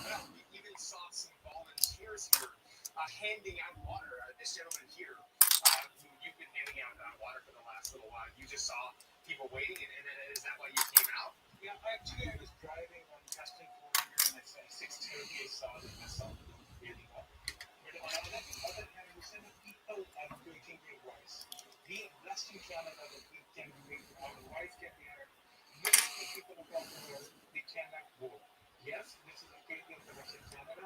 They could not manage it. They have compliance with it. But this is the beauty of Canadian democracy. At least you see 35 minutes over the school. And I am only after the number of water. I came with 72 bottles on the last two down the list. And I hope and say thank you to all the people who stood in the line because they are practicing their fundamental right of freedom of expression and freedom of vote. I'm sure everybody that you handed those water bottles out to were obviously very grateful because a lot of them have been waiting, like we've been talking about, more than an hour and a half, just to get to this front side of the line. So it asked me because there was one lady, she was a diabetic, she asked for some food, and I have nothing. So I know it will take me a time. I have sent somebody. You need more shelf. Well, I'm maxed out for space. I mean, there's one area where I might be able to add some more shelves, but Yeah. Doesn't matter how many you have. If you keep buying, you'll fill them up.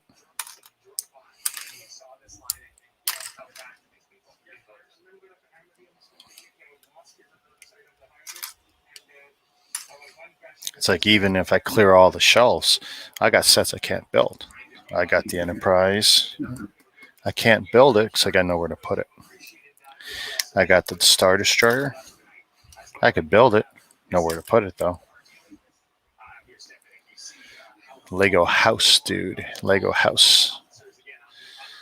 Got Lego in multiple rooms already, so Lego house. Distance just past the line of this parking lot here is the sign that says 400 south. So you can see how far this goes. And again, this is wrapping through a big section of parking lot. And like we heard a couple minutes ago as well from an election official at this location, they don't plan to speak to the media at any point tonight, at least at this location, about what is going on here. I tried to get more answers than that. She refused. She went back inside. This one Elections Canada official, she went back inside and said they wouldn't plan on coming out and giving us any other information tonight. I will say, though, we had a chance to speak with some volunteers who had gone in and out of the building itself. They said that, again, a good chunk of the building is not being used. They said there was a lot of frustration even towards the front. They said they saw, at least one volunteer I spoke with off camera saw many people leaving the line just out of what they assumed was frustration and anger with having to wait. And this is a different vantage point here. You can see where the line kind of wraps around, how you see here, how it kind of wraps around this side of the parking lot. So some of these cars here can't even clear out once people are finished voting. This is That's funny. And now the cars can't get out.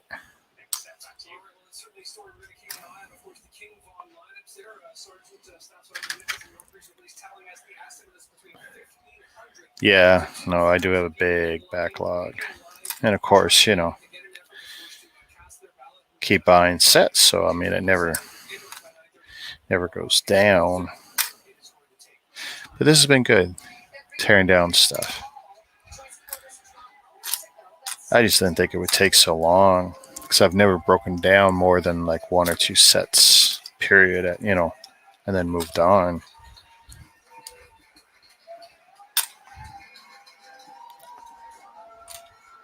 Oh, is that the Green Party leader? Yeah. She seems super ecstatic. I wonder if she actually got her seat.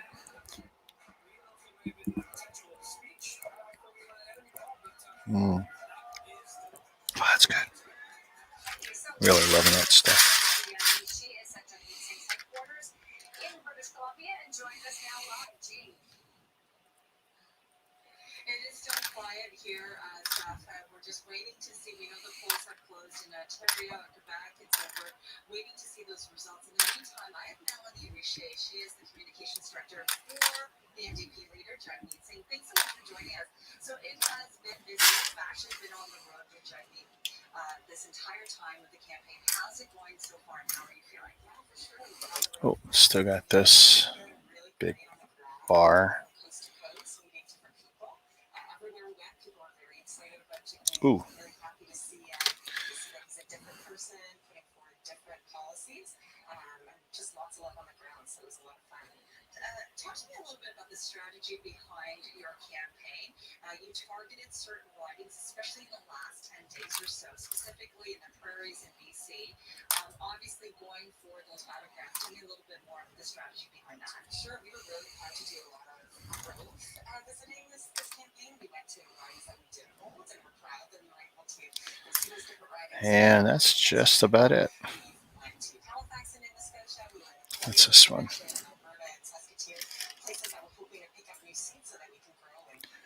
What did I just do? Are you telling me I didn't put that in the other one? Oy. Yeah, because that clearly does not belong to this bed.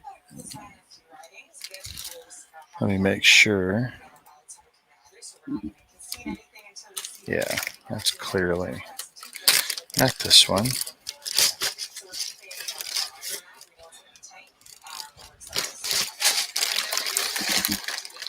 Definitely got to be more careful about that. This time around, social media played a huge role. We've been saying gaming is the king on social media. Do you think that this can translate into votes? Yeah, we said okay. We're talking to people where they're at. So the other people, we see them on TikTok, we see them on Twitch. And those are platforms that the other parties aren't utilizing, and it's a platform where, to me, has a genuine connection with people. They see him as somebody, not just his personality. Come on. Some of the things that he's putting forward. So it's been a lot of fun to use some of those tools, but also a way to speak to people who may not be being spoken to from other leaders. So that's been a lot of fun.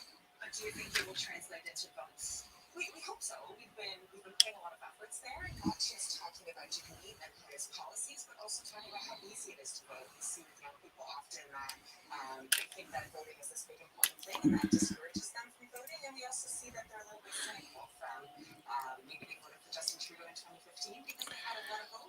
Come on. The detail is crazy. Just great parts usage.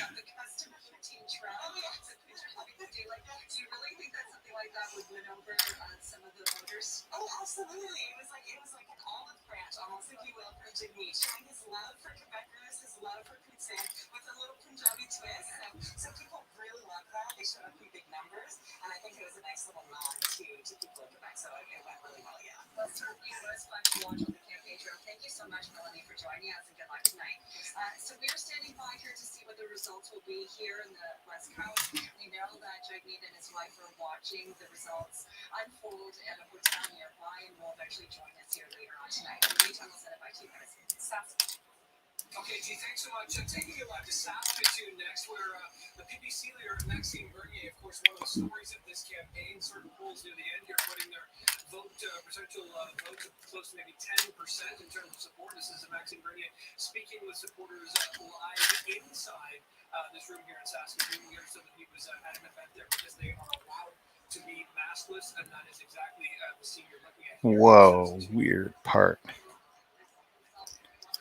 Conservative leader Aaron O'Toole, his wife Rebecca, and children Jack and Molly are in Oshawa. John O'Toole, former and It's a bit tough for me to give him advice. I think he's done very well in such a short time. This is his first federal election. He's well prepared. He's got a great team. I have great respect for him. In his life, he's always been an accommodating person. These two separate pieces in there? Yeah, it feels like it. Too bad. And you can find consensus on 5 or 6 of them. Let's work on the consensus. And that's kind of what he's saying to Canada, so I'm not surprised. All right, time to give you a few more results here as they are certainly trickling in. This is, of course, a shot of Justin Trudeau's family. Yeah, because that won't fit, will it? His 3 children. Yeah. From a little bit earlier this evening, they've been watching the results coming this evening. We should point out the results are kind of coming in slowly. Perhaps it's for riding with King Bob, where they're waiting for quite a while. But anyway, we do have some results. So let's bring it up, starting on Hamilton.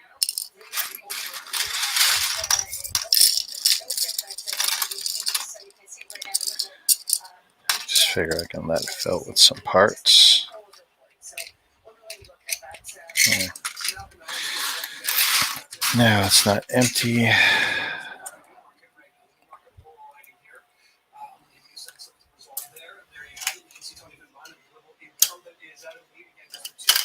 Slim lead over Harold Kemp, but again, this is very early as well. and that is a riding, a Liberal cabinet minister, 3 polls. She's in the lead right now, and we know Trudeau made a stop there during the campaign, just actually a couple of days ago. Okay. And this is an elected. This is here in the suburbs. Ziploc City.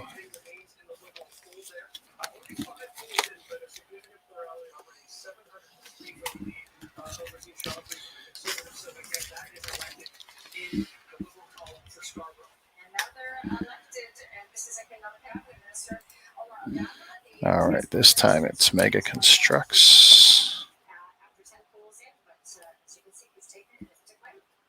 So again, votes are certainly slowly coming in. In some cases, it is okay, Jack. In other cases, it's just enough to give you a flavor. FEG.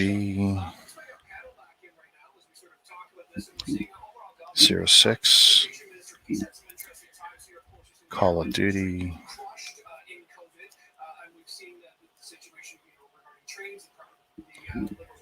Heavy tactical cargo truck.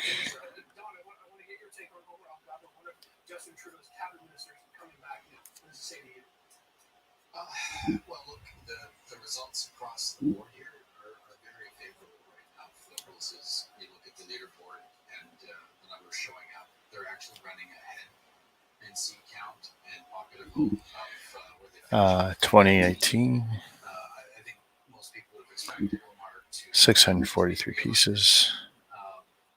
but I don't usually write that, but very positive. info was handy. Some of the conservatives, what seems to be happening is people have decided Oh, dude, you don't even know it. My wife went out. actually perhaps So that particular one is supposed to be 25 of the large freezer ones. I got 3 of these mediums, 34 each. But she went out because I told her I was afraid I was going to run out of the big ones. She got me this one, the Mega Pack, 60 of the large freezers.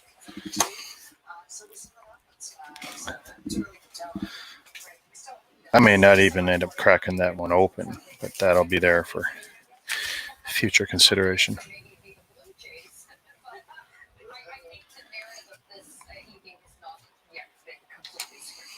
Ooh, would that have fit in there? No, that's too bad.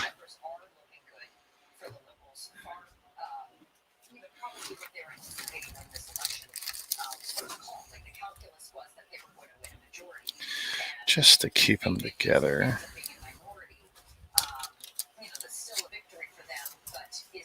It's not quite the coveted majority that he was anticipating. So again, back to square one about the fact that we're pre-pandemic election, and so Canadians will be asking that question. But again, there is, as Janet noted, a lot more to come from Ontario, certainly. Bless you. Let's not discount Holy Jeebus.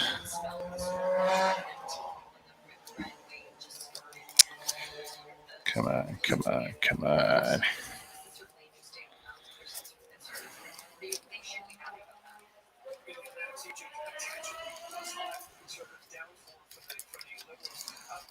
Let's talk about Ontario because that's where we're sitting right now. We're trying to focus on 416 and 905. We're seeing significant gains at this point. Here, just to close them up. Let's put one the other way.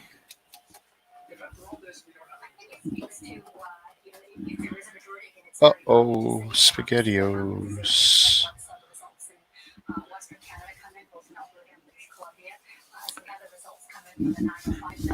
Ange, do you know where the Scotch tape went? I think I took the little one you're thinking of. Do you? Oh, because that little roll, I've not seen it for some reason.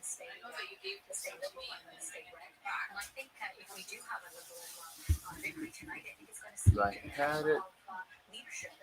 I mean, I've been using it almost every time, but I'm just not seeing it.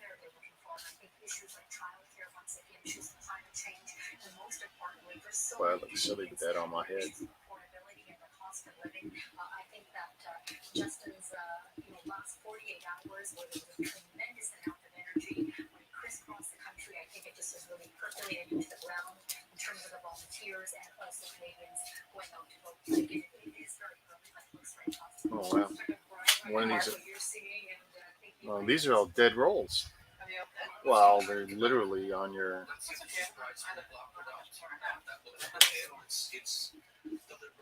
This one might have potential. The Democrats are celebrating Isabelle Rousseau, leading in her seat. She's a wonderful story at Bloks, leading East and Montreal. And, I can't talk about these results without a quick shout out to the excellent NDP team at Don Valley East.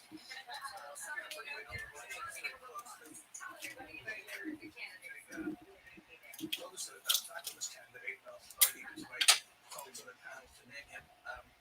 Other than that, You know, so far the Democrats are looking at the Canadian vote where they did last time. And they seem to be undershooting the Where's my they're not going to be sad to be on board. And it looks like basically they so far they're landing pretty much what they got last time. Okay, so before we get back to the panel, we just want to keep our viewers up to date on exactly what we're looking at this point. You know, one of the things you're seeing in our pop-up box right now is the long line. I can put that in there. Why not? Estos and York regional polls yesterday, maybe something like 15 or 2,000 voters trying to get in, trying to cast ballots. The line has been building and building in a massive way since about 9:30. And Steph, you know, we've been talking about this. This is not just happening in that riding. This is happening in other ridings around the GTA as well. So keep an eye on this, because this could delay when we get to the So there's still much more to count. Once those polling stations are officially finished the counting, and at this point we'll wait and see if Come on, get in there, you.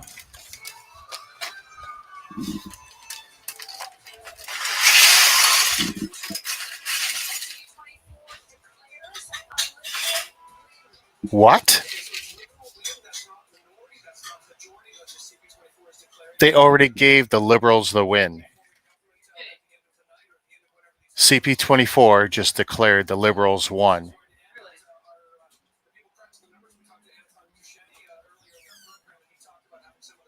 That seems to be a little early.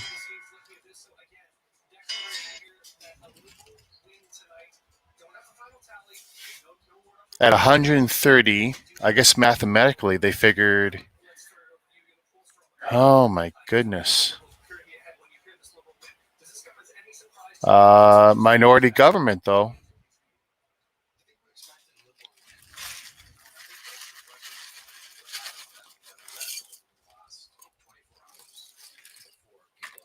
You know, they got 8 million votes they can't even count for the next 4 days. I don't even think they should be allowed to say.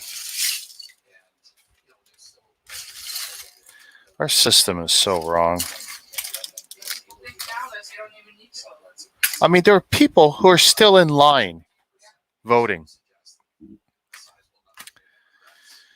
That is crazy.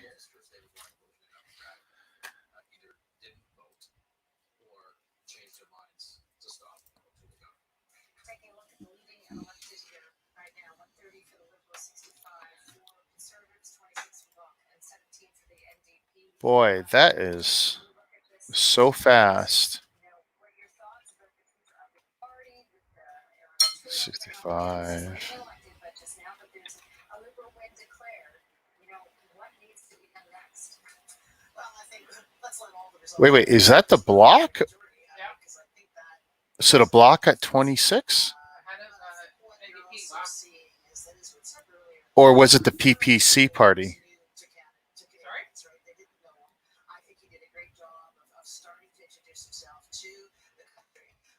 Bloc Québécois 26. NDP 18.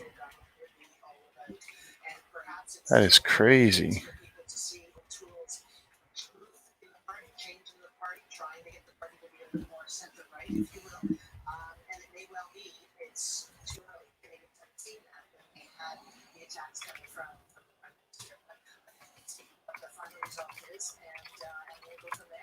I think he's done a good job. I think he exceeded expectations.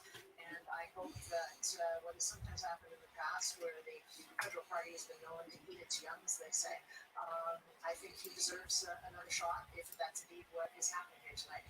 And we'll watch for that indeed. In the meantime, let's turn things over to Beatrice Hazelman live at Trudeau HQ in Montreal.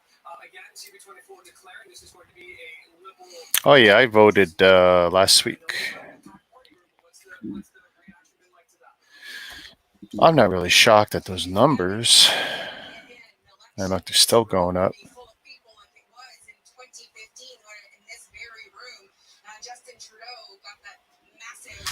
Wow.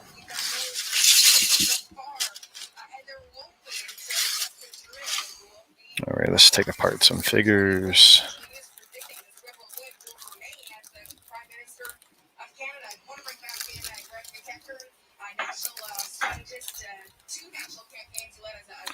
3. I can tell you, what do you make of this news? Obviously, I imagine you're quite happy seeing 24 declaring a liberal win.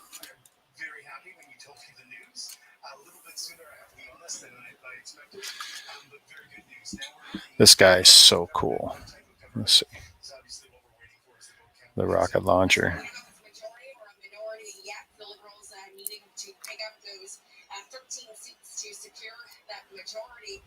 What's your prediction? Are you thinking we're going to be back in square one at the Liberal minority, or do you see it go big or go home? I have to say last Thursday, looking at, I'm not a big fan of seat counts, but there was a poll that was doing seat counts and they just kept adding seats into the Liberal bucket. So I wouldn't go to the bank on the amount, but the fact that they kept adding seats, I think was I think the fact that that's funny. They're talking, oh, we probably won't know until midnight or longer. days pretty much held. There was a couple of losses, most of them not surprises. So I think can they eke out a majority? It's a tough thing to see at this point, but they may be in the 160 plus territory. We'll have to wait and see what happens. Greg, thanks so much. And just to add some more color to Nick's stuff as well, I saw Xavier Trudeau actually. That's got to piss off the other parties.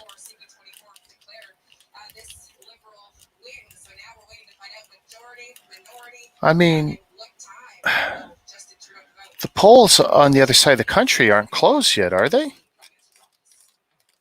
right, Katie, thank you. Okay, let's go on now to Courtney Hills. She is in Durham region where with Aaron O'Toole at headquarters there. Stefanik, there is a sense of disappointment in the room. I think many people are kind of just digesting the news, this declaration that this is a Liberal win today. Still this question, minority or majority. I want to bring in Ginny Rod, the Conservative strategist. I'll start by getting your reaction, hearing that there is declared a Liberal win tonight.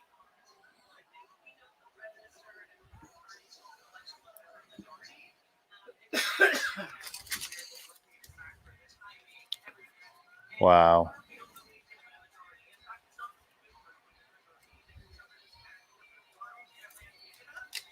And so we're ways away from seeing what the final results are, but I'm hopeful still as a conservative that the Liberals will be shut out of a majority, which is really what they were gunning. If it is a minority and it's still very close, would you consider this still a very successful campaign for the I want to know how many. short amount of time that they had to get people to get to know Aaron O'Toole and his new policy? Yeah, that's exactly right. People didn't know Aaron O'Toole at the beginning of this election, and we've seen that when they've gotten to know him, they liked him. His favorability's gone up, and he came forward with a pretty clear plan, and people responded pretty well to the plan. So, the Conservatives are hopeful that they'll hold the Liberals. So I think it's 260 seats. It was a total waste of money, a waste of people's time, and I think that frustration's going to linger. Just Trudeau said in a debate earlier in the campaign that we might be back here in 18 months, and that might be the case. And I think if that's the case, candidates are going to be really, really frustrated. Let's talk a little bit about some of the issues that came up time and time again during this campaign. The vaccine mandate, do you think that was something that was top of mind? Do you think voters maybe wanted the Conservative leader to take a firmer stance on that and see vaccines mandated for federal workers and for local travel? I think that the Liberals were pretty aggressive about exploiting that issue. They saw people divided. They saw people confused and scared about COVID, and I think the Liberals exploited that division. I think that's why That looks like I didn't even assemble his legs properly. PPC number surging in certain areas. I didn't. That's funny that only now. Oh, well, that's okay. And so I think they're sticking with an incumbent because it seems like maybe it's a safe option. But it was a pandemic election. It didn't have to happen. And do you think, as we wait to find out if we are looking at a minority or majority, will the PPC support kind of factor into this? And will this be something the Conservatives have to look at down the road? I think it's too early to say. I mean, actually, in Atlantic Canada, we did not see the PPC actually underperformed from what was expected, and the Conservatives did pretty well. I think this is a matter of people didn't know Aaron O'Toole that well. They're starting to get to know him. It's served well in certain ridings in the country. And so Stupid guns. This was his first shot at a federal election campaign as a Conservative leader. Does he deserve a second chance? I think he does. I think every leader, especially if he reduces the Liberal seat count, I think that's the goal now for Conservatives to watch these seat counts. And if it turns out that they've knocked out more Liberals, more Conservatives have wanted more I want to know, is it possible they get a majority government? Because right now it's still climbing. Thank you for taking some time to speak with us. On this breaking news that we are now following, Aaron Toole is here. He's sitting with his family watching the results come out and of course, probably digesting this news that we are talking about a liberal win this evening, but we do not know if it's a minority or majority. And we are hearing from party supporters that this would be considered somewhat successful if it is a minority, because the Conservative leader right now have 36 days to start